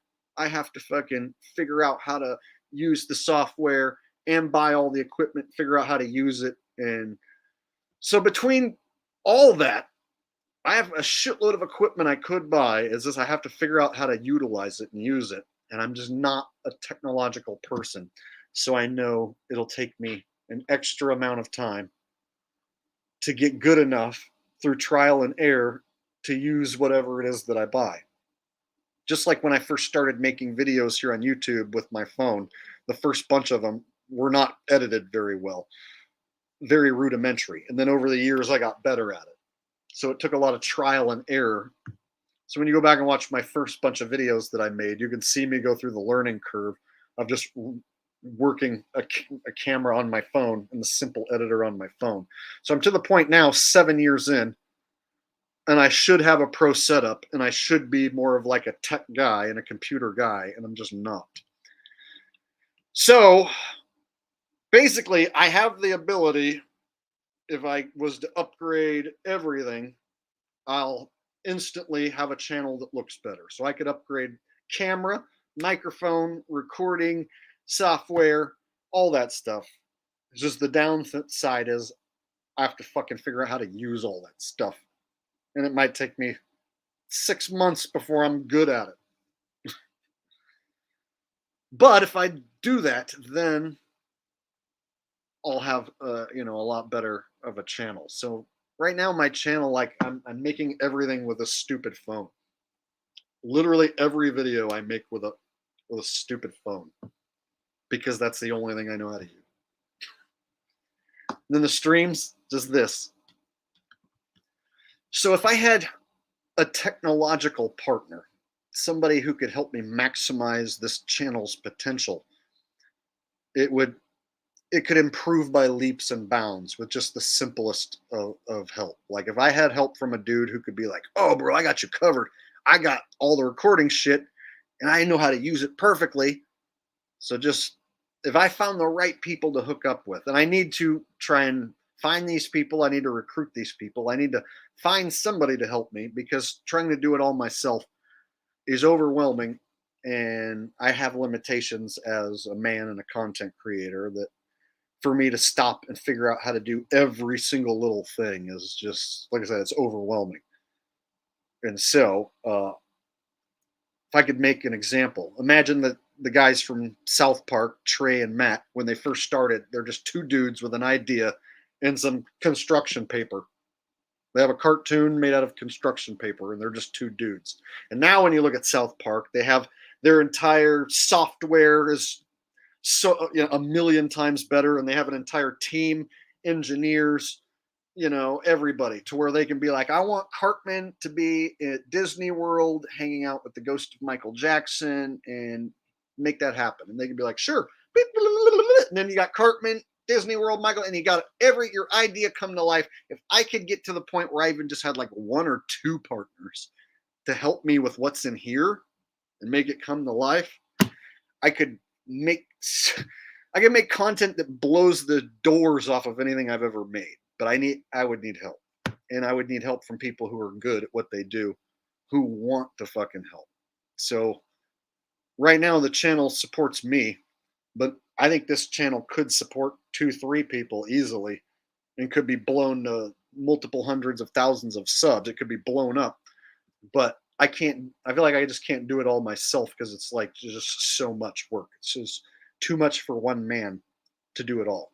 Like it would be too much for just Matt and just Trey to make the entire South Park show by themselves.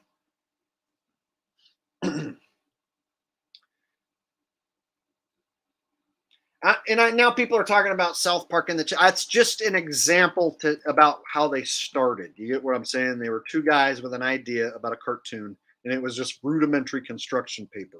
So I look at Jake the Asshole as a character, right? And as a content creator, like still in an infancy form, to where if I had some help from even just one good partner, I could take everything up like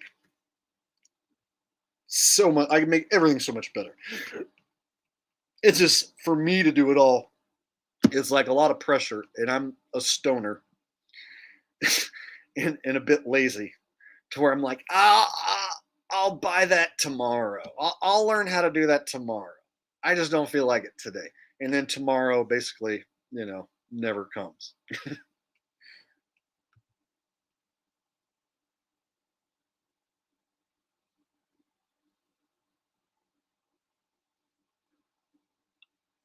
Jeremy says, when I get bored, I get high. Well, I get high every day. I've been smoking since I was 17. So that's just a way of life. And, you know, weed's legal and it's everywhere. And I'm in California. So, you know, every day is a day where I puff. And yeah, I will admit, it does sometimes kill my motivation if I'm just smoking all day and not working on something or whatever. But it's also hard to stay motivated and keep coming up with the next new thing. Like, it can be difficult to come up with the next best idea, the next video. Like, the minute you make one video, then you're like, shit, 2-3 days go by, you got to make the next one. Pressure's on. So I'll find myself, I'll work on a video, put it out, and then within 2 days, I'm like, okay, now I got to get to work on the next one. So what's that going to be? So it's always pressure for the next video, the next video, the next video. And to have all that just rest on my shoulders, me exclusively, only, every time, just gets to be like a lot. Like, fuck, if I just had a couple people to help me out in these key areas, this could be so much easier and I could be doing so much more. So in the future, I would like to find the right partners to help me. And I could even pay people. I mean, like I said, the channel keeps me afloat just barely right now, to where if I doubled and tripled, quadrupled the output, I was able to get a lot more viewers, stream more often, and make more money with the channel, then I could, of course, pay people to help me. So I would like to do that in the future. And like I said, I can already afford all the upgrades. It just comes down to me learning how to use it all.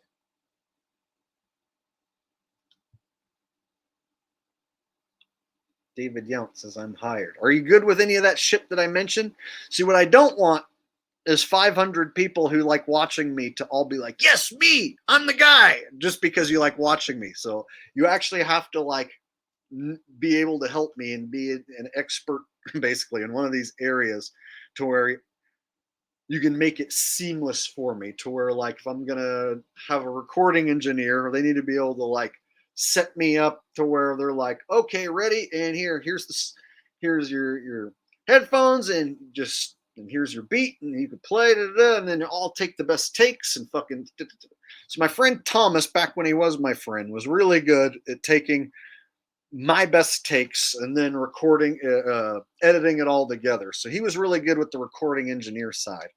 And so I could show up, give him like 5-6 different takes with each different part, and then he could take the best ones and put it all together. And I just don't know how to run the software for the recording. So for me to do it, I have to start literally from the beginning and watch like a how to record yourself at a beginner level video. And so the learning curve for me is like, fuck, for me to get to where he was, minimum, I'd have to spend like a year at least on it, like all the time working on it to get as good at recording me as my friend was as good at recording me.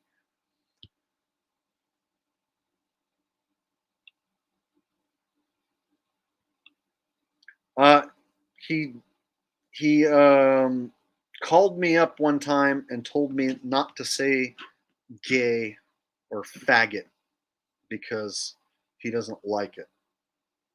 So that's what happened with Thomas. He said he was going to not be my friend anymore if I say the word gay or fag, because I said a crypto is gay. So he was doing a live stream about crypto, and he said something about a crypto called Hex, and I said Hex is gay. So he called me and he said, "Don't say gay anymore. It makes me cringe when you say that. You don't know nothing about crypto. I'm not going to be your friend anymore if you call crypto gay." I was like, dude, I was just joking around in a fucking stream, like, and I'll say whatever I want. So then he went on his crypto stream and started talking shit about me on a crypto stream. And I said, you know what? You can fuck off. I'm not going to do any fucking thing with you anymore, and you can just go fuck off. So basically, he didn't really treat me as a friend, and he thought that he could like tell me what I'm allowed to say and not say. So cut him off as a friend. There's more to it than that. There's other issues as well. He's just not a good friend for me to have. But he was really good at recording me, and he was a good musician. So the only thing I miss about him is his ability to record me. And he's a really good guitar player. Like, he had a really good jam style, and he could lay down a solo to like anything that I made up. So musician-wise, I miss him, and I wish I had him around. But friend-wise, he was basically not a very good friend, especially towards the end.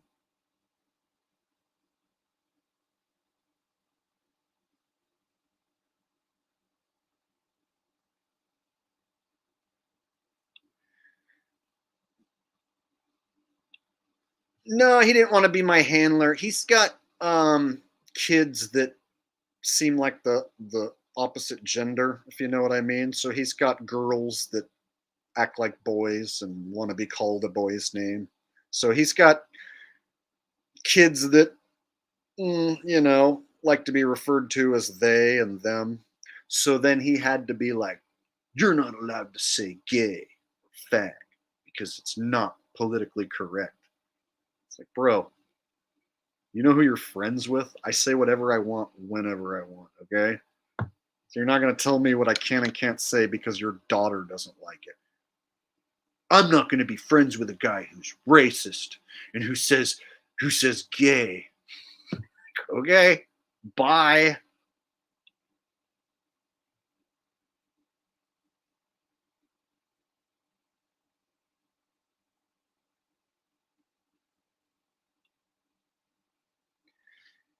Yeah, he was always a bit of a sheeple. So he never fully woke up. He always stayed with half as like 1 foot still in the sheeple zone. So he'll tell you that the moon landing's fake, but then he'll also tell you, it's cringy if you say the word gay.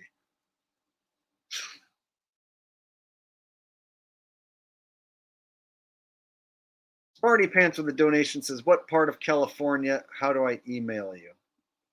I'm in Sacramento area. My email is, I'll put it in the chat.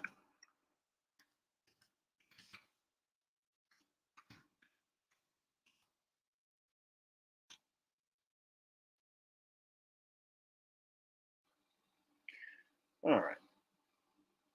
Moving on. And we're moving on.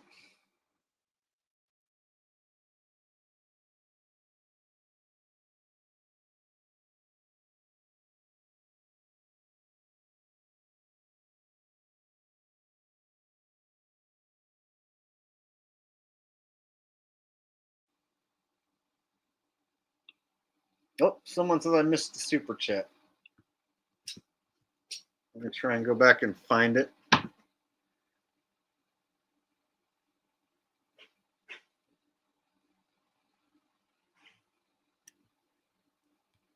Oh, it says what part of California? It's the same guy. Okay, yeah, Sacramento area.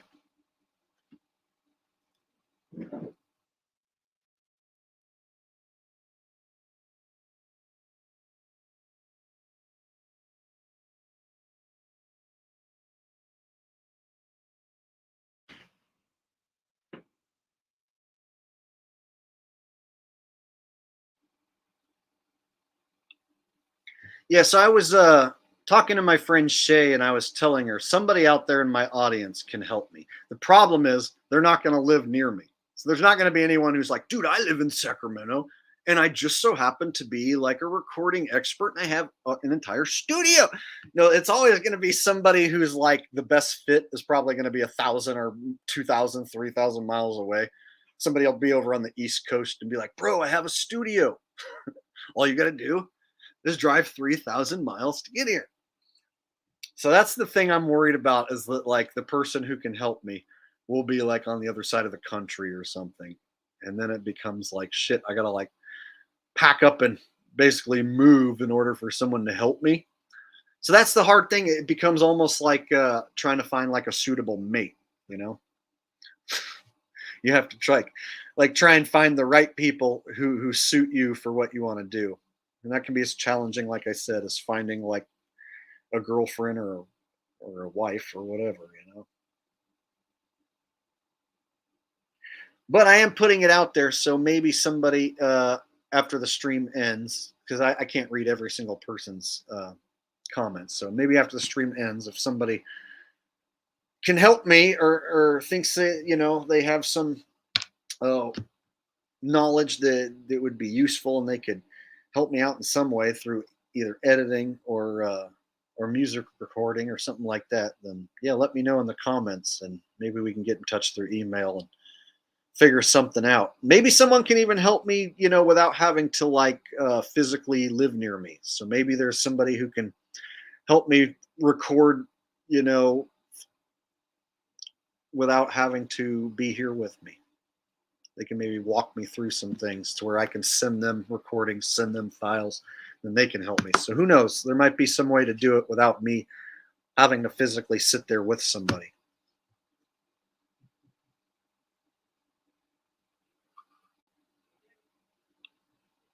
Someone asked about Andrew Tate. Andrew Tate is a shill. So if they mention you on TV over and over, then it's a shill.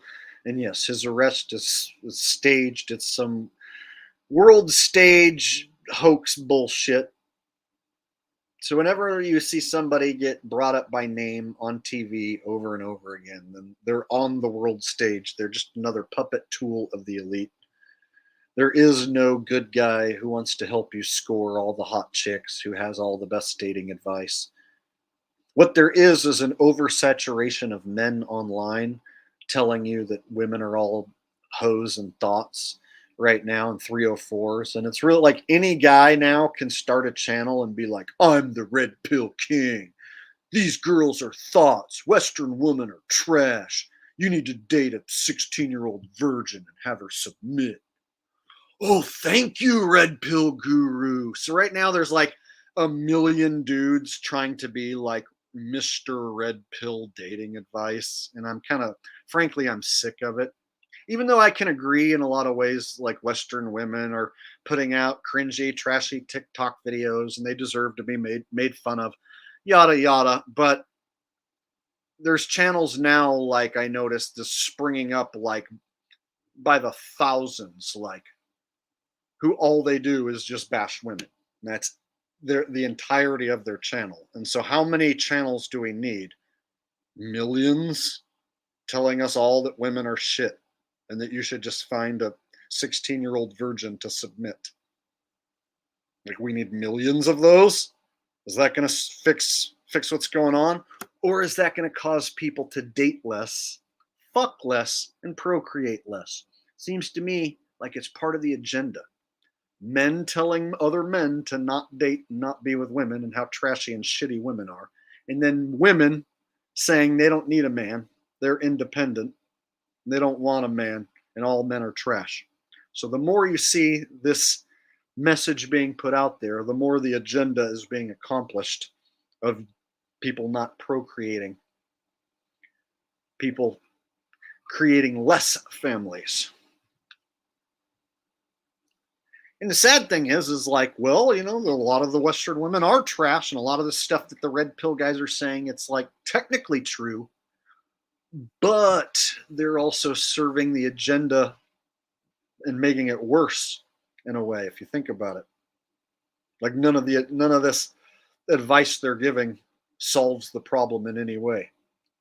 Like you can go listen to Undead Chronic and he'll be like, you just need to go to the gym and get jacked and make $1 million and become 6 foot tall, and the chicks are gonna fucking love you like they love me. Oh, thank you. Oh, I'm so red pill woke now. Oh, I've learned the ways of the master red pill guru. Just be born not ugly and go to the gym and get jacked and have tons of money. And chicks will like you. Oh, why did I not think of that? But right now there's literally like 1 million channels pushing that.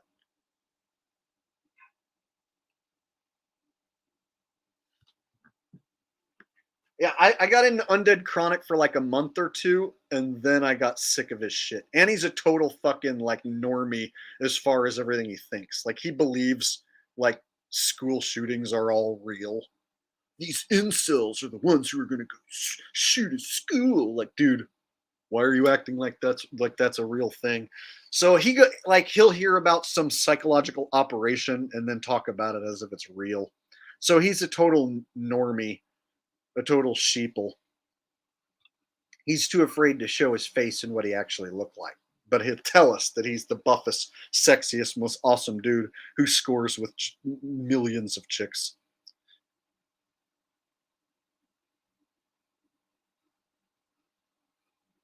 Yeah, but that kind of content's like booming.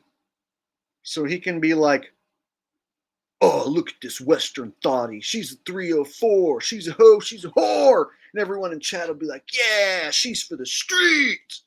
And then the next day, same thing. Next day, same thing.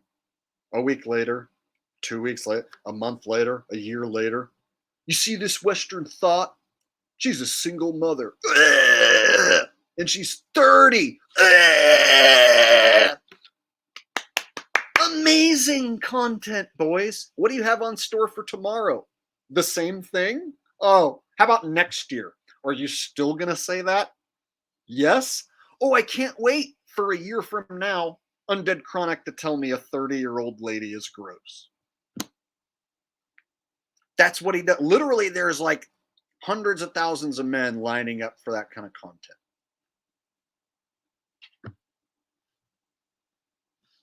And yeah, when they roast a stupid girl on TikTok, it is funny because girls on TikTok who are retarded are funny to make fun of. But then after like a year, 2 years, that's all you got. I actually did some of that content for like a month and I got tired of myself.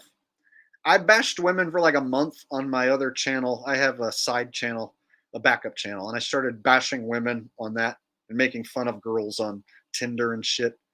And I started gaining new subs doing it, but then I got tired of myself doing it. And I was like, dude, if all I'm going to do is just talk trash about women, it's just like nothing but me being just a dick, just a prick, and pointing out like every fat girl with 4 kids who's on Tinder and making fun of them. Like, what does that help? Like, who am I really helping? What men's lives am I fixing by telling them not to be with some ugly chick on Tinder with 4 kids? I know people like those videos. The videos were actually starting to pick up steam, but I got tired of that style of content and creating it because it's nothing but the same thing. Yo, Taylor the Fiend here, and we're gonna be looking at a single mom. Yo, she's wondering where all the good men are. Oh, again? For the millionth time?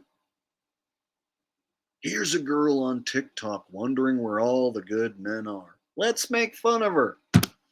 Okay, and then what about tomorrow? We're going to do it again. We're just going to make fun of TikTok whores every day. So yeah, I like to think that I have more to offer than just talking trash about TikTok hoes. I like to think that I can say something or do something funny without having to involve OnlyFans hoe bag.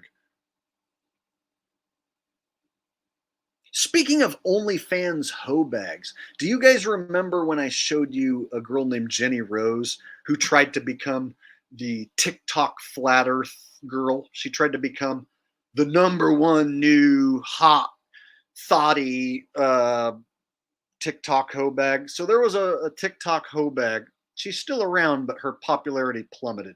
And she tried to jump on the flat earth bandwagon. And she tried to like use old ass information from 2015, basically just regurgitate shit about an ice wall and being in a dome and the sun going around in a circle. Just that shit. AE map shit. So she just basically just repeated shit that David Weiss says and Eric Dubé says. And she had her big fake tits. So this was a TikTok whore bag with the big fake tits. And she's like, oh my God, don't you guys know that like Earth's totally like not a globe? It's like we're like surrounded by like an ice wall. You like can't go to Antarctica. If you try to go there, then like they'll shoot you. So this TikTok whore bag makes these videos, starts to pick up steam. Jaron and David Weiss are like, let's recruit her. Let's bring her on to do streams. She's got big fake boobies. We're going to get so many new people to download the app. And then Fight the Flat Earth made some videos about her, and some other people made videos making fun of her. So she got discouraged because there were globe people making fun of her. You know, all these globe defender channels made videos about her. And so she took down every single one of her flat earth TikTok videos and then went back to just making regular show off your boobs TikTok videos. So she tried to do the flat earth shit, started to pick up some steam, picked up some followers, but then she got discouraged by the haters and the negativity, and she left it behind and went right back to just putting out videos of her being a hoe bag, just regular hoe baggery. It's amazing. Because Dave Weiss and Jaron were like, she's going to be the next big thing. She's going to open so many people's minds. She's going to wake up so many people. And then she deletes all her flat earth shit.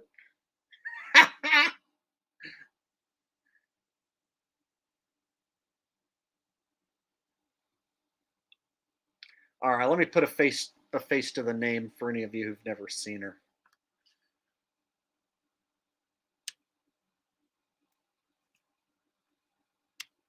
One sec, let me pull up the TikTokage. Now, I don't condone TikTok. It's crap. My NFL videos, I posted some of them over there, and they started to go viral, but then they completely shut down all the traffic to my channel. So at one point, when I jumped on TikTok and uploaded my NFL rigged content, I actually started to blow the fuck up, and they shut it down within like a month. They were like, nope, we're not letting you go viral anymore.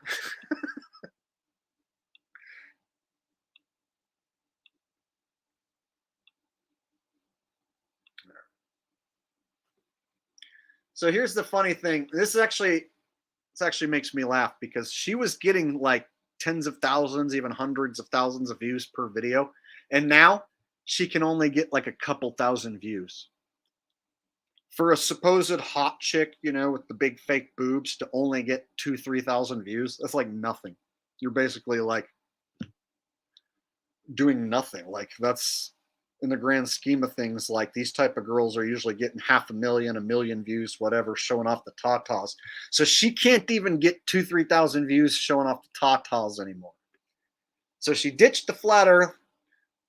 All her popularity went away, and now she's on her way to hitting the wall while she puts out content like this. I can buy myself flowers, write my name in the sand. Oh, so good.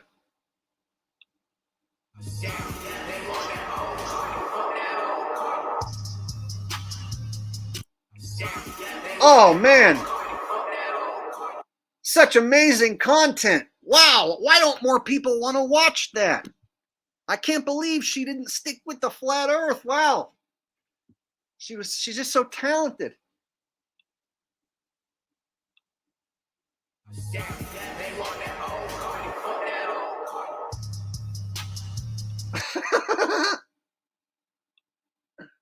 I don't think you bitches get it, okay?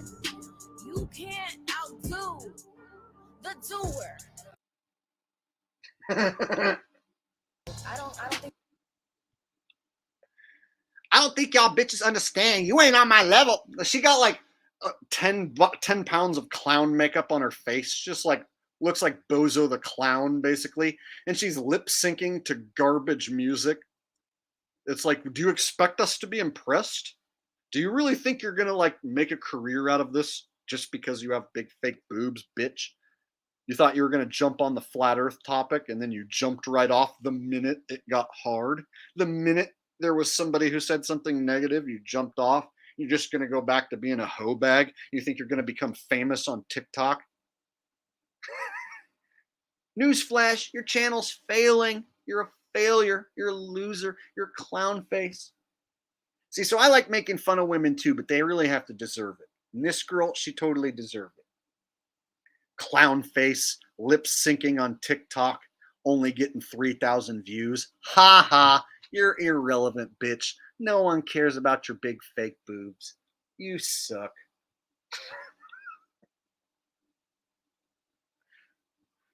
Oh, your thirst trap, thirst trap.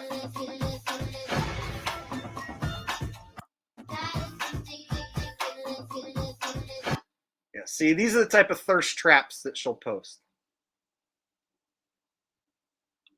Oh, such amazing content.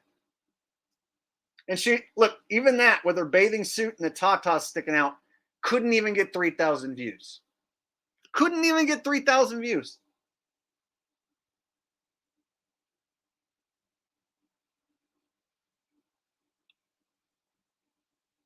Guys, I posted several of my NFL rigged videos on TikTok, and I had like one of them go to like 600,000 views, and I had several others go in the hundreds of thousands. So my NFL rigged content was outdoing Jenny and her fake tatas by a lot. And then TikTok's like, oh no, we can't have this. So just like YouTube, they change an algorithm, and then suddenly the videos don't get hardly shit for views. So I was posting NFL rigged and getting like massive amount of views. And I was like, oh shit, there could be something to this TikTok thing. If I'm getting 600,000 fucking views on my NFL rig videos, like that's pretty damn good. That's better than a lot of these girls with their fake tatas who are like trying to thirst trap gentlemen into watching. And so since I didn't fit the criteria of what TikTok wants out of their content creators, they just simply changed an algorithm.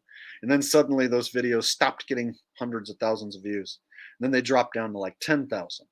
And they dropped down to like 1,000. And I was like, oh, okay. I see. They changed the algorithm. So then I just ditched the app. Plus, it's spyware. It's Chinese spy crap. So having the app is not a good idea anyway.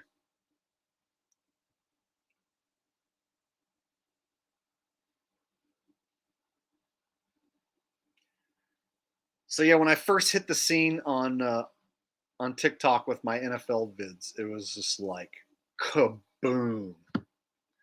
And I got a shitload of new subs who came over from TikTok over here to sub me. So there were some good people out there who wanted to learn the truth about sports being fake, or already had their suspicion that the NFL was fake, and I was the voice that came along and told them that their suspicions are correct. So I was picking up a ton of traffic from the TikTok, and then it was like within 1 month they shut that shit down.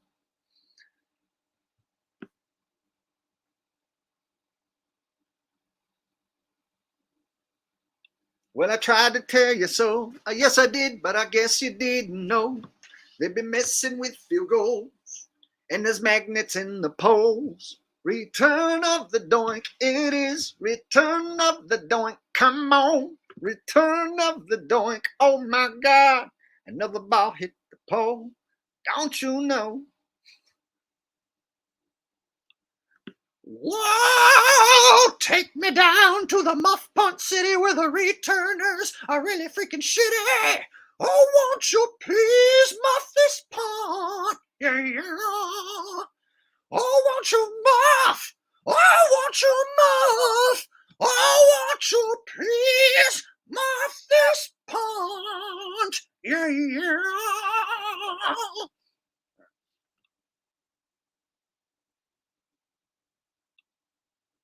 Do you love it? Do you love it, Terry Cheeves?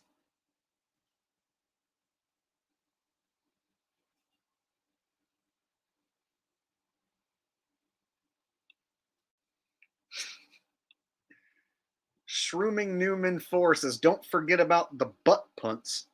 Man, how could I forget about the butt punts? Ain't no way I can forget about the butt punt.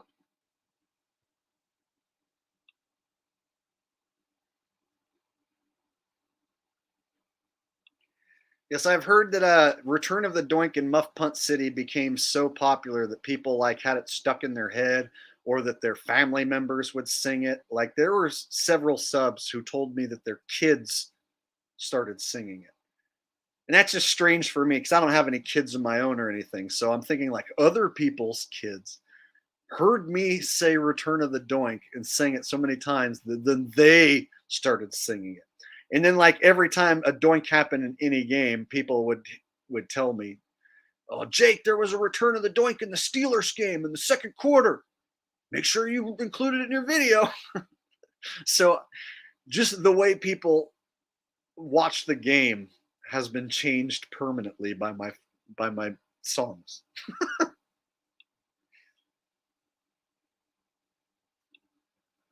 How could I forget? Richie from Boston here. And at any rate, I digress. But there is this and there is that. As you've been warned, the banks are about to collapse, all right? If you don't buy gold from this website I have pinned down below in the description, you're gonna lose everything, all right? You better take all your money out of the bank right now and buy a certificate that says you own gold and silver. If you don't have a piece of paper that says that you own gold and silver, I really don't know what you're gonna do when the Chinese drones come flying into your asshole. They're gonna steal your soul. I've been warning you people. I've been saying this for 20 years, that the Chinese drones are not only gonna harvest your soul directly through your asshole, but that they're gonna take everything out of your bank. You need a piece of paper that tells you exactly how much gold and silver that you possibly own. But at any rate, you can like, share, or subscribe, or don't. I'm out.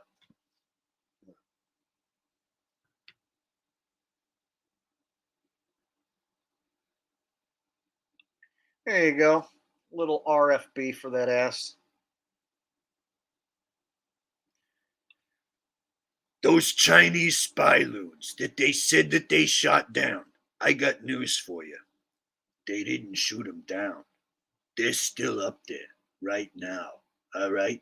Some of these Chinese spy loons are equipped with the Finger of God weapon, We're talking direct energy laser beams, all right?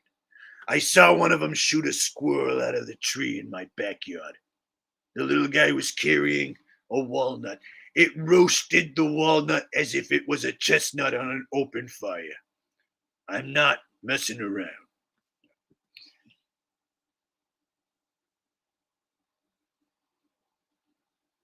Yeah, I wonder if Richie has ever watched me. I'm sure he has, but he's never like said anything about it. He's never once said anything about Jake the Asshole's perfect impression of him. Like if there was somebody out there doing a perfect impression of me over and over again and entertaining the living shit out of people, like I would be a fan.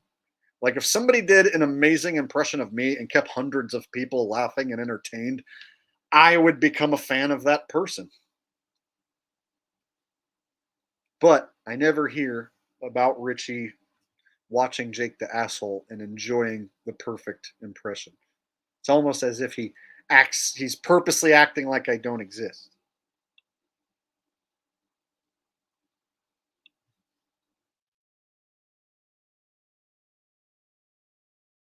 Very fine line between like Richie from Boston and Alex Jones, right? So they both have almost a similarity in their voice. It's just very minute differences, right? So let me tell you something, folks. Alex Jones, all right, he's got a little bit of that scratchy thing going on in his voice as well. So if I was gonna talk to Alex as Richie, I'd be talking like this. But then if I was Alex and I was gonna be talking to Richie, then I would be talking like this. See, very similar, folks. Let me tell you something. I'm fixing to eat my neighbor's ass. My babies are not gonna go hungry. And they're planning to collapse the food system. And when they do, when they collapse that food system, I'm fixing to eat my neighbor's ass. My neighbor's got a plump, juicy rump roast, all right? And I'm fixing to cut a slab off my neighbor's ass, barbecue it up for my kids, all right? I'm gonna feed that little piece of rump roast to my kids like I was feeding worms to baby birds. These damn globalists, all right? These globalists, they meet behind closed doors, and they're planning to turn the damn frogs gay. Frogs are having sex in the ass while you're unassuming, all right? These damn globalists, we need to fight back. We need to fight back right now with nonviolence. The best way to fight back the globalists is with nonviolence. We need to nonviolently eat their ass. All right, got Jonah with a super chat coming in. I got carried away there. I've pulled out every single character tonight, right? No shortage of characters. Where is it?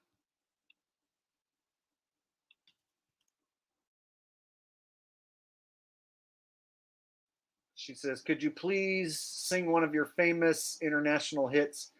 The Chinese or the Mexican mariachi. Okay.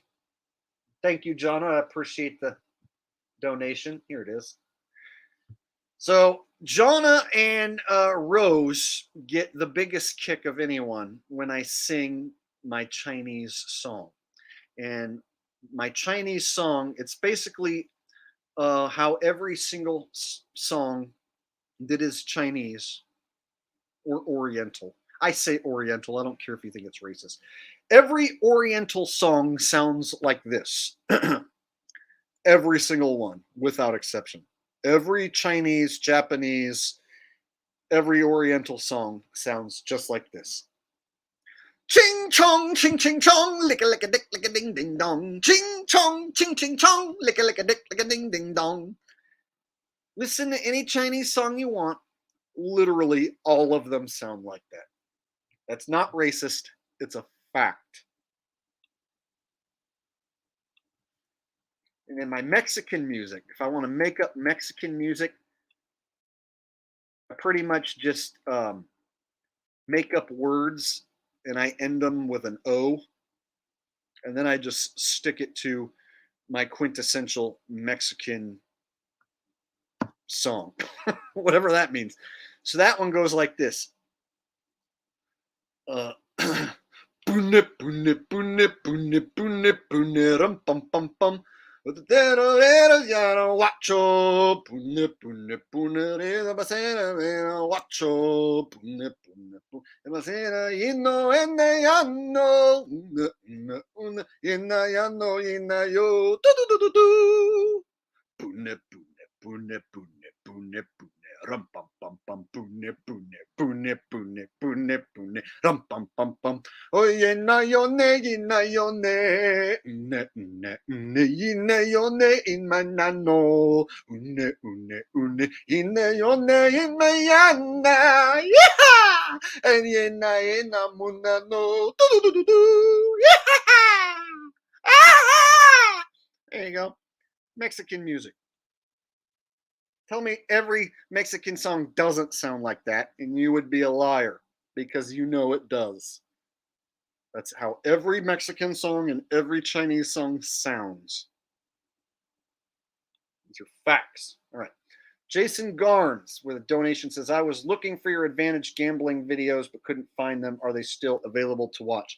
So I started a slot channel, but I've only been uploading some random clips so far. I haven't officially uploaded the how-to videos, but the old how-to videos that I have created are on my backup channel, the Jake Gibson channel, and they're mixed in with my van life videos, so they are hard to find.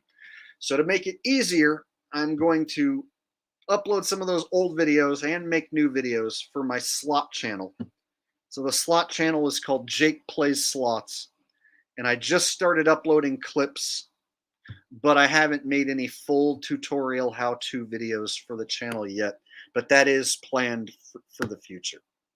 So for the people who are into the slots, I have a slot channel made up, ready to go. It's called Jake Plays Slots.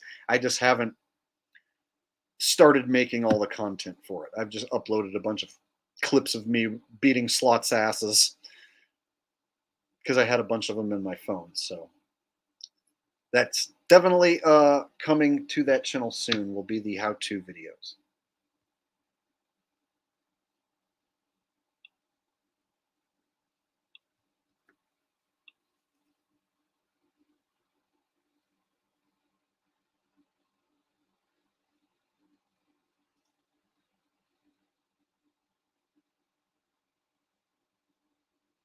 Miss anyone else? Okay. In fact, I can show you one real fast right now. So not all slot machines are created equal. You can walk up on a machine and find an advantage. Now, these are certain machines, and if you find out a machine is an advantage machine, you can check the denominations and see if there is an advantage left by another player, and then you continue on from that point. So I'll give you a classic machine that almost every casino has. There's always a few of these in every casino. There's an easy one to beat. There's even other people who've made videos on how to beat this one.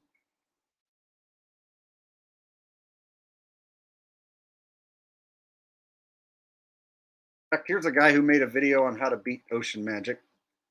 You're on a Carnival cruise. So this information is out there and available. It just comes down to whether or not you want to go find it. So I'm not the only one who knows these secrets. The information is available out there.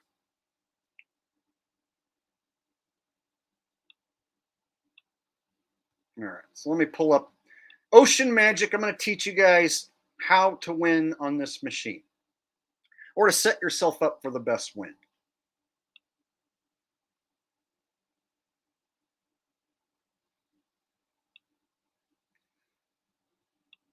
Okay, so this guy is playing a machine called Ocean Magic. This isn't me, this is someone else, but this will work for how I want to explain it. So you walk up and you press the buttons on the board, on the control panel, basically. You press the different denominations, and every time you press a different dollar amount, it will change what's on the screen. And so when you press 50 cents, you'll have a setup on the screen, and if you press $1, it'll change the setup on the screen. So you could theoretically walk up and find 2 or 3 different advantages on different dollar denominations on the same machine and play all of them.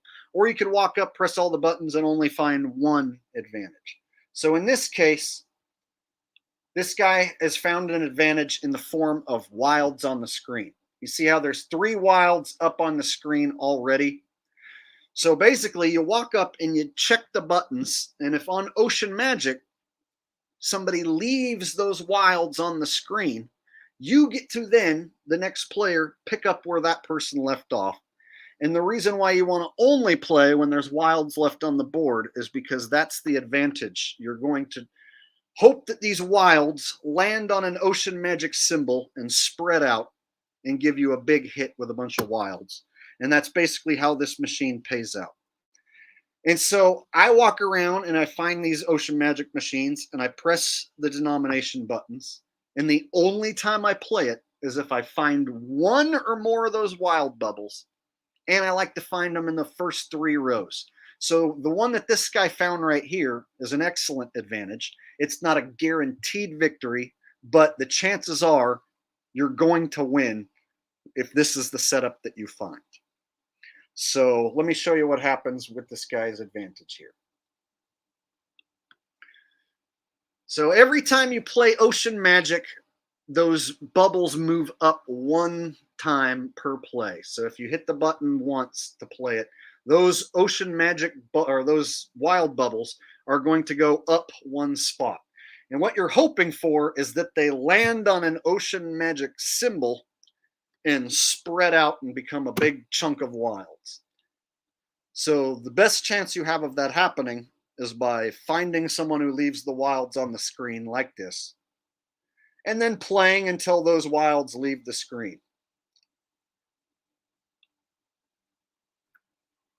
$59 in the machine right now. We're betting $1. So as you hit that, those go up. And then there you go. That's the best thing that could happen right there. So exactly what you want to happen happens here. He hits the middle Ocean Magic symbol with one of the wilds.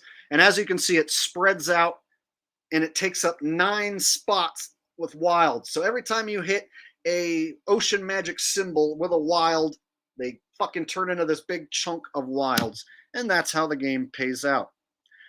So you just walk around looking for machines where people leave a wild or 2 up on the board. And then you play it only until the wilds leave the screen. And then you stop. So these little...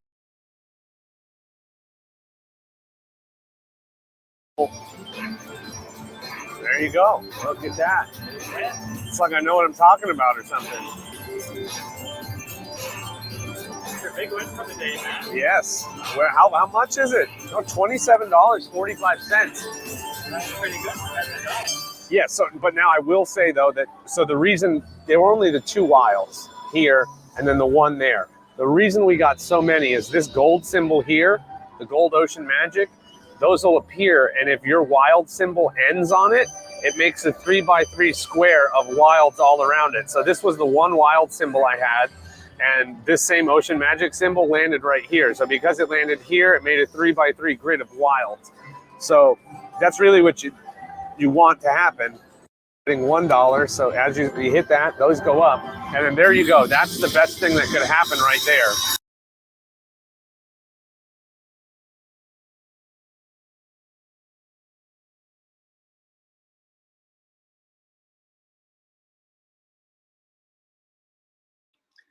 Okay, so every time you hit the button, the bubble goes up 1 spot. So once the bubbles get to the top, the advantage is done, and that's when you stop. So you only play when you have the advantage. So on this machine, an advantage is 1 of those bubbles in the first 3 rows, preferably the 2nd or the 3rd row. If you find multiple bubbles up there, that's even better. The more wild bubbles, the better. So I've walked up and found 5, 6 wilds up there, or more even. And sometimes I walk up and there's only 1. Even if there's only 1, if it's in the first 3 rows, I'll play it until it leaves. And then what you have is a chance at the game shooting more wilds out for you. And you also have a chance at a random bonus round. Random bonus rounds happen at random.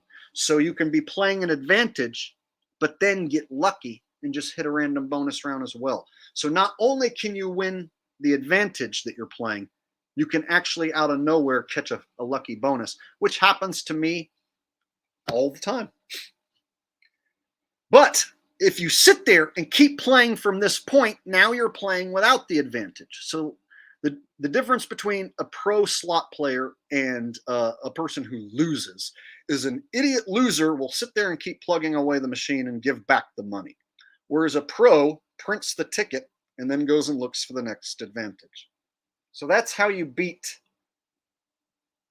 Ocean Magic. You walk up and look for bubbles on the screen like this, preferably in the first 3 rows. And then you want those symbols to land on Ocean Magic symbols. Spread out and do that. So there you go.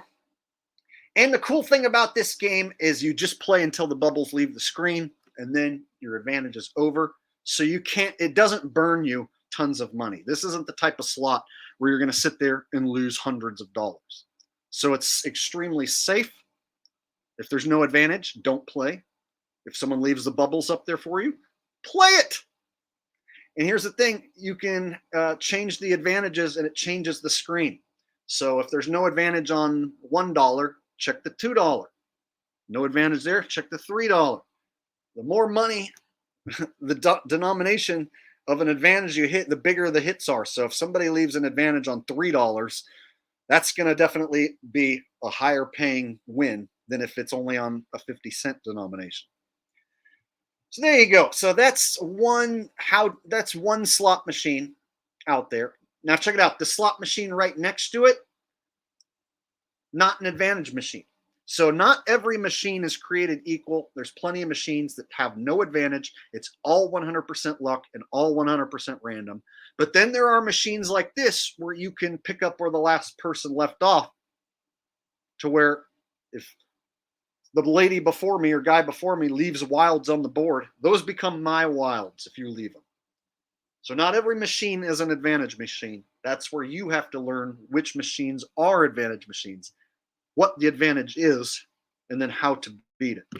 And then once you have the list of all the games in your head, then when you walk through a casino, you won't even look at the non-advantage machines. You'll only look at advantage machines. When I go in a casino, I don't even look at the machine. Like, the machines are basically invisible except for the advantage machines. Those are the only ones I care about. So 80% of the machines, or more even, I don't even fucking look at them. I don't touch them. I never play them. I only play advantage machines only when I have an advantage. And that's why I win. And here's another thing. You have to be willing to walk around and check and check and check and check and check and check and check and check and check. That's the only way to win.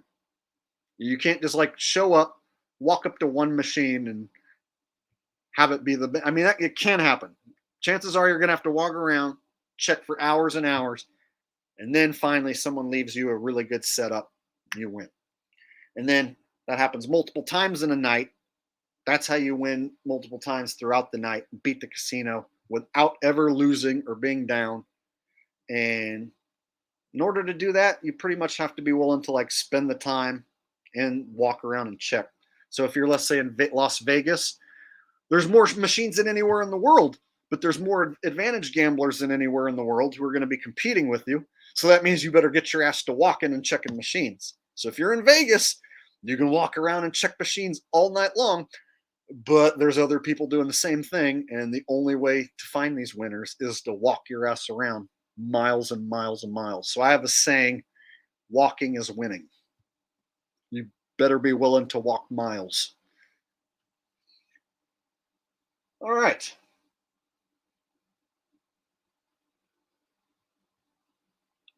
Here's the thing. Most slots will kick your ass, and you will only win if you get lucky. Unless you play advantage slots only when you have an advantage.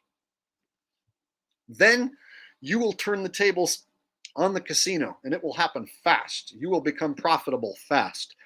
The thing is, you have to be willing to put in the time and effort. You got to walk around, check the machines, and it's like a job like anything else. You can't win unless you're there checking the machines. And the longer you're there, and the more you check, the better chance you'll have. Also, if you don't have a big casino nearby, then it's tough. So if you only have a little shitty Indian casino and they only have 2-3 machines like this, then you're going to have a harder time.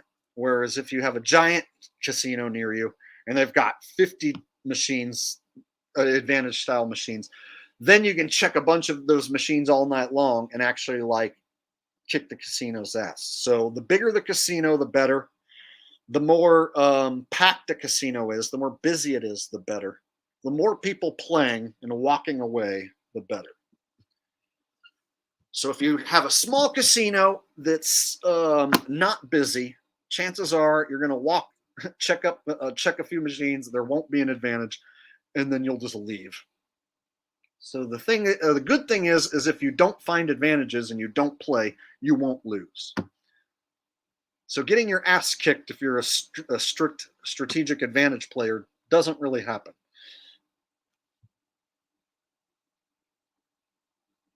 All right. So this isn't something I would recommend for everybody. It is work. It is a job, but you can win a lot of money.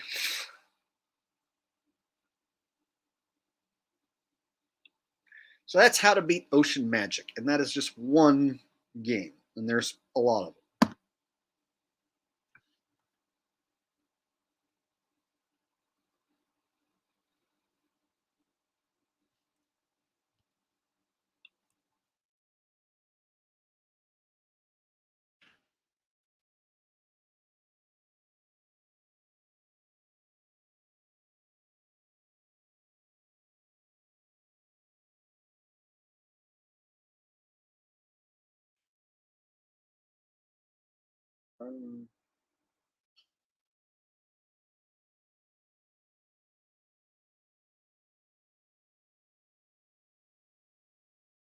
One guy was asking about the 3 rows. No, the first 3 columns.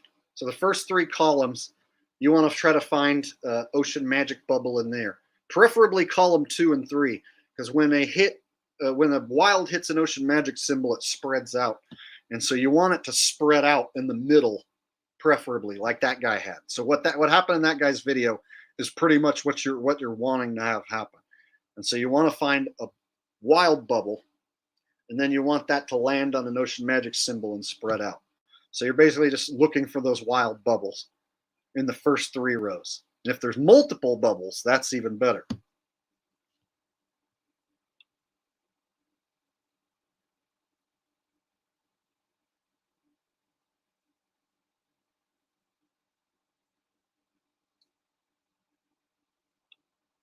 Dirk Zink says, do you buy crypto? I did, but I haven't really been loading up that much lately. So I bought a bunch just as the bull run was taking off back in 2021.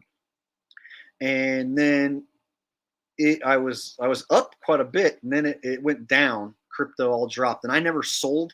So I'm one of those guys still sitting on my bag, waiting for it to go back up. So yeah, I'm one of those guys that bought in 2021.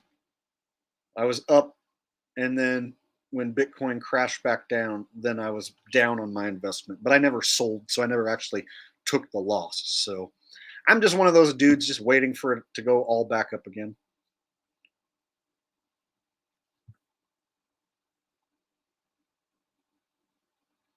And I know some people can't handle if I give away a slot tip. They think it's the most evil thing ever. If you can't handle it, then too bad. That's your problem. I've been honest with people that in my off time, I play slots. I win. That's not a lie. That's the truth. A lot of my spending money comes from me beating casinos. It's not for everybody. I'm not recommending everyone go out and do this. It's just when people ask me, literally directly ask me about it, I like to at least tell them something, at least give them a little bit of advice.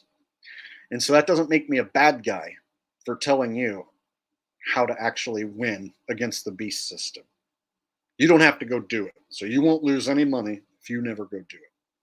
And if you do go and find an ocean magic machine and you actually find the wild bubbles up there and then you play it and then lose, it'll be a very minute amount. And if you win, you will immediately become profitable. It doesn't take but 1 or 2 good hits on these machines and then you're suddenly profitable. And if that's not something you're interested in, don't do it.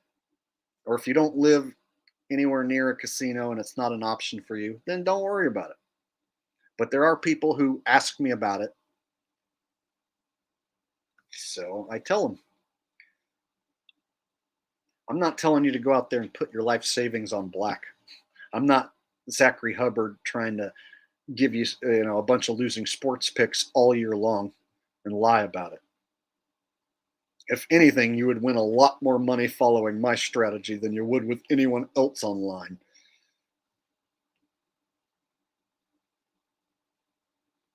JM says, you look good this stream, Jake. Thanks.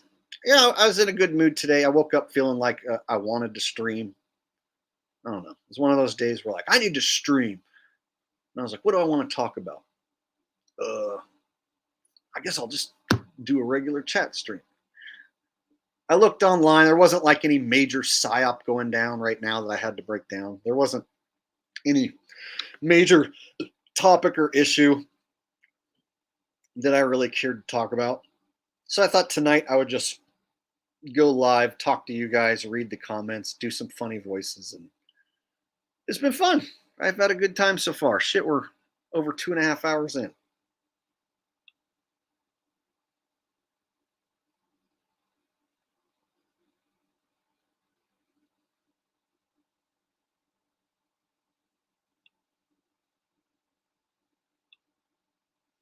I don't have any new groundbreaking info about flat Earth or anything like that. No.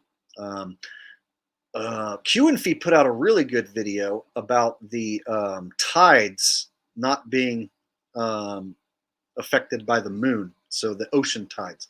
So mainstream science says that the moon causes high tides and low tides because of its gravitational pull. But during a debate between Fight the Flat Earth and some flat earther, the flat earther brought up that the moon is nowhere around sometimes during high tides, and it'll be before the moon rises or after the moon sets, and there'll be a high tide. So obviously the tides don't have anything to do with the moon or its gravity. And so FTFE Craig came up with all these excuses and had to look up a bunch of just bullshit to try and talk his way out of the fact that the moon doesn't control the tides. And so Q&Fee did a good job exposing him lying about it, backtracking. And I never really thought about the moon not causing the tides. I just never really thought about the tides that much. But that does make sense because I have been to the ocean where the moon's not out, and there's a high tide or a low tide. So it doesn't even always affect. It's not always like the moon being right there that affects the high tide and the low tide. So that was interesting.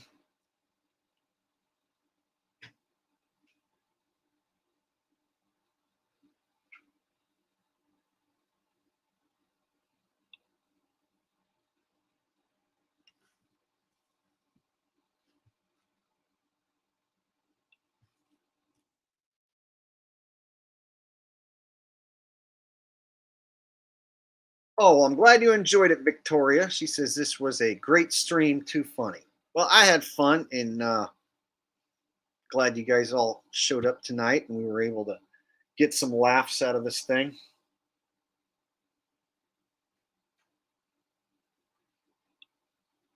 Prismatic X1 says, eat a couple mushrooms, and you will get the answers you need. Oh, really? Is that all you got to do? You telling me if I just eat a few of these that I'm going to get the answers I need? Is that all I need? Just a few? I had no idea that that's what happens. Because I could have swore I've tried a few of them before and I never got all the answers I need. In fact, sometimes it just leads to more questions.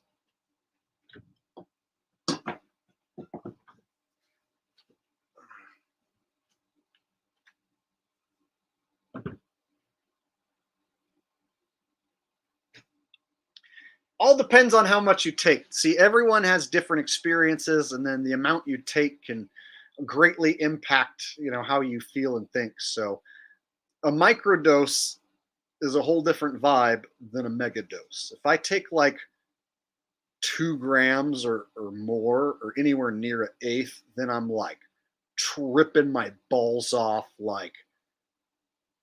and it's almost uncomfortable. Like, there's fun points, but it can also be overwhelming and uncomfortable, and then my mind goes to like really weird places, and it's not always clear, like, oh yes, I found the answers because I ate an eighth. No, sometimes it's like, holy shit, that lady's face looks weird because I ate an eighth.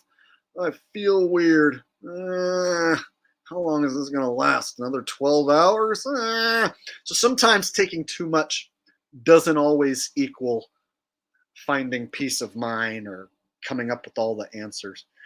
But other people will say, that they take the big doses and they have the best time and learn the most. So I guess it all depends on each person. See, I prefer more of like a microdose to a mid-level dose, because if I eat too much, like I said, it starts to like make me feel strange, and I get like moments where I feel like antsy, like I can't quite settle down. My heart rate can pick up. And then if there's any outside interference, if I run into any sort of authority figure, then holy shit. And then it has the propensity to turn bad real quick. So if I just eat like a microdose or just a mid-level dose, that's when I get all the best out of a mini trip. So mega trips, I have had some fun experiences, but it also ups the ante for some weirdness.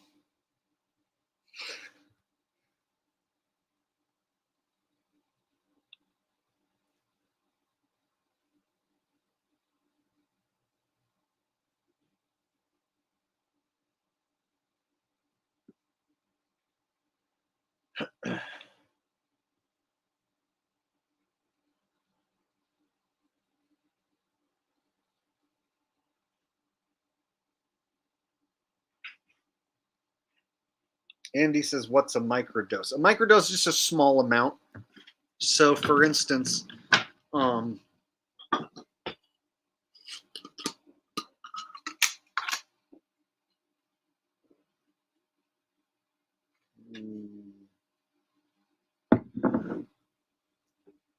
if you eat like this whole thing, it might make you feel a little funny, right? But it's not going to be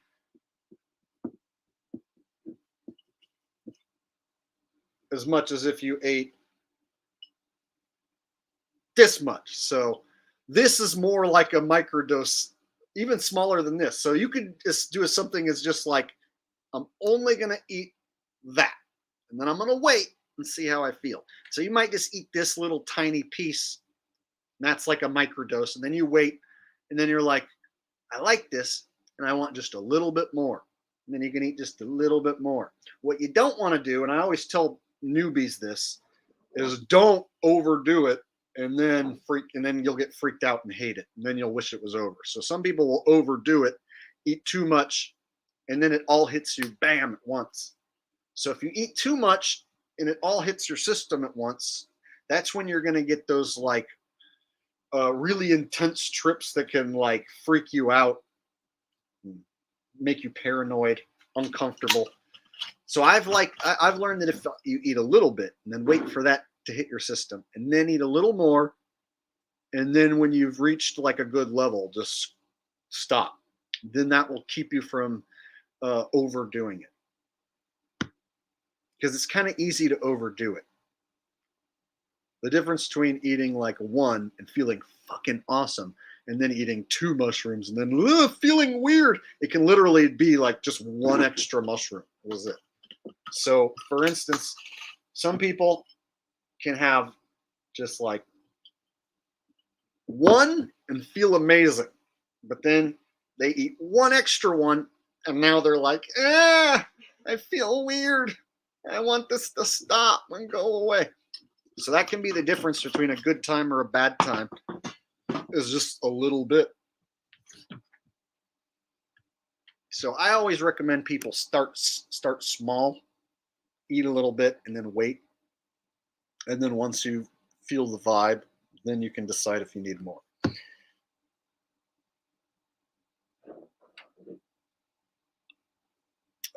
Telling me to eat it. I haven't actually had any in a while. I don't actually take them every day or super often. I kind of like to space it out, maybe only like once or twice a month even. That's why I have like a bunch. I should probably get rid of some and hook my friends up.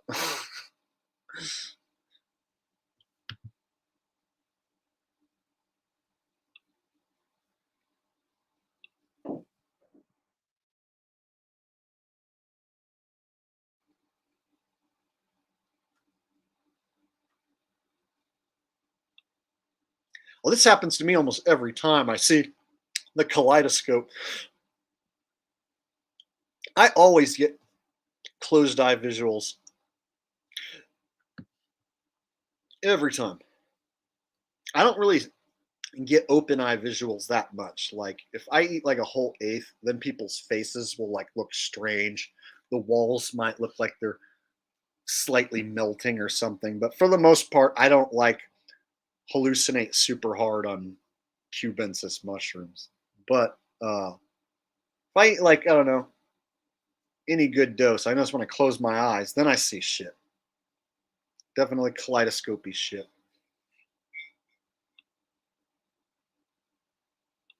Yeah, I've grown Z strain, the B positive strain, the Ecuadorian strain. So when it comes to cubensis, almost all cubensis are very similar. Most of the potency of a cubensis mushroom is similar to all other cubensis mushrooms.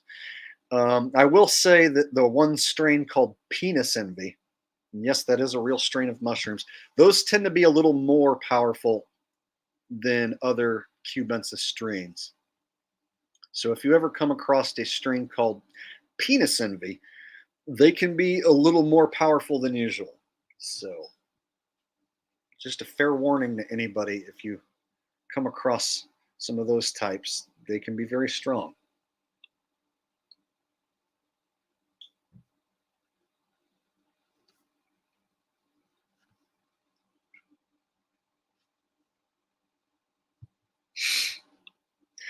Canadian Punker says, last time I did shrooms, I could see the hair on my arms growing. Whoa, bro. I saw my arm hair just grow 0.000001 of a millimeter. Whoa.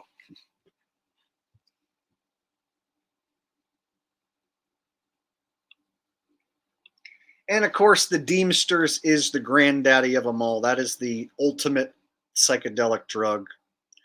Acid mushrooms, they have nothing on the Deemsters.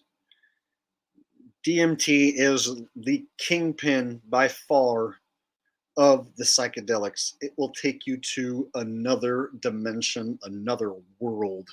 Whereas every time I've ever taken acid or mushrooms, I never left this world, and I always knew what was happening to me. Every time I ever took a hit of acid, it was like, whoa, I'm tripping because I took acid. Whereas a big hit of DMT will be so powerful that you won't even know that you took it. So that's the big difference. You take a big hit of DMT, you will hallucinate so hard, you will immediately forget that you took a hit, and you won't even understand why this is happening to you. That was the craziest mind fuck, is like, why is this happening? What the hell is going on? What? You can't tell yourself, oh yeah, it's because I took a hit of DMT. If I just wait, this will go away. No one can even convince you that you took a hit of it. If you take a hit of that shit and it kicks in strong enough, nobody will be able to convince you to settle down because you took a hit. You'll be like, what the fuck? Oh my God. What? It's so intense it takes over everything. Other people pass out and go to like a dream DMT state. I've never passed out when I took it. So the two times I smoked it, I was awake and just absolutely hallucinating my balls off. like in another world. So that one's definitely the ultimate, and there's nothing else like it. And that's not something you should do unless you're prepared for like 10 minutes of leaving this world. 10 minutes, you're going to leave your body and go somewhere else, and something crazy and unique that's going to happen to you that nobody can prepare you for or explain to you. So whatever I explain is not what's going to happen to you. Whatever happens to you will be completely unique and different. So you might meet magical elves, whereas I went swimming in a river and had eyeballs on my hands. So it just all depends.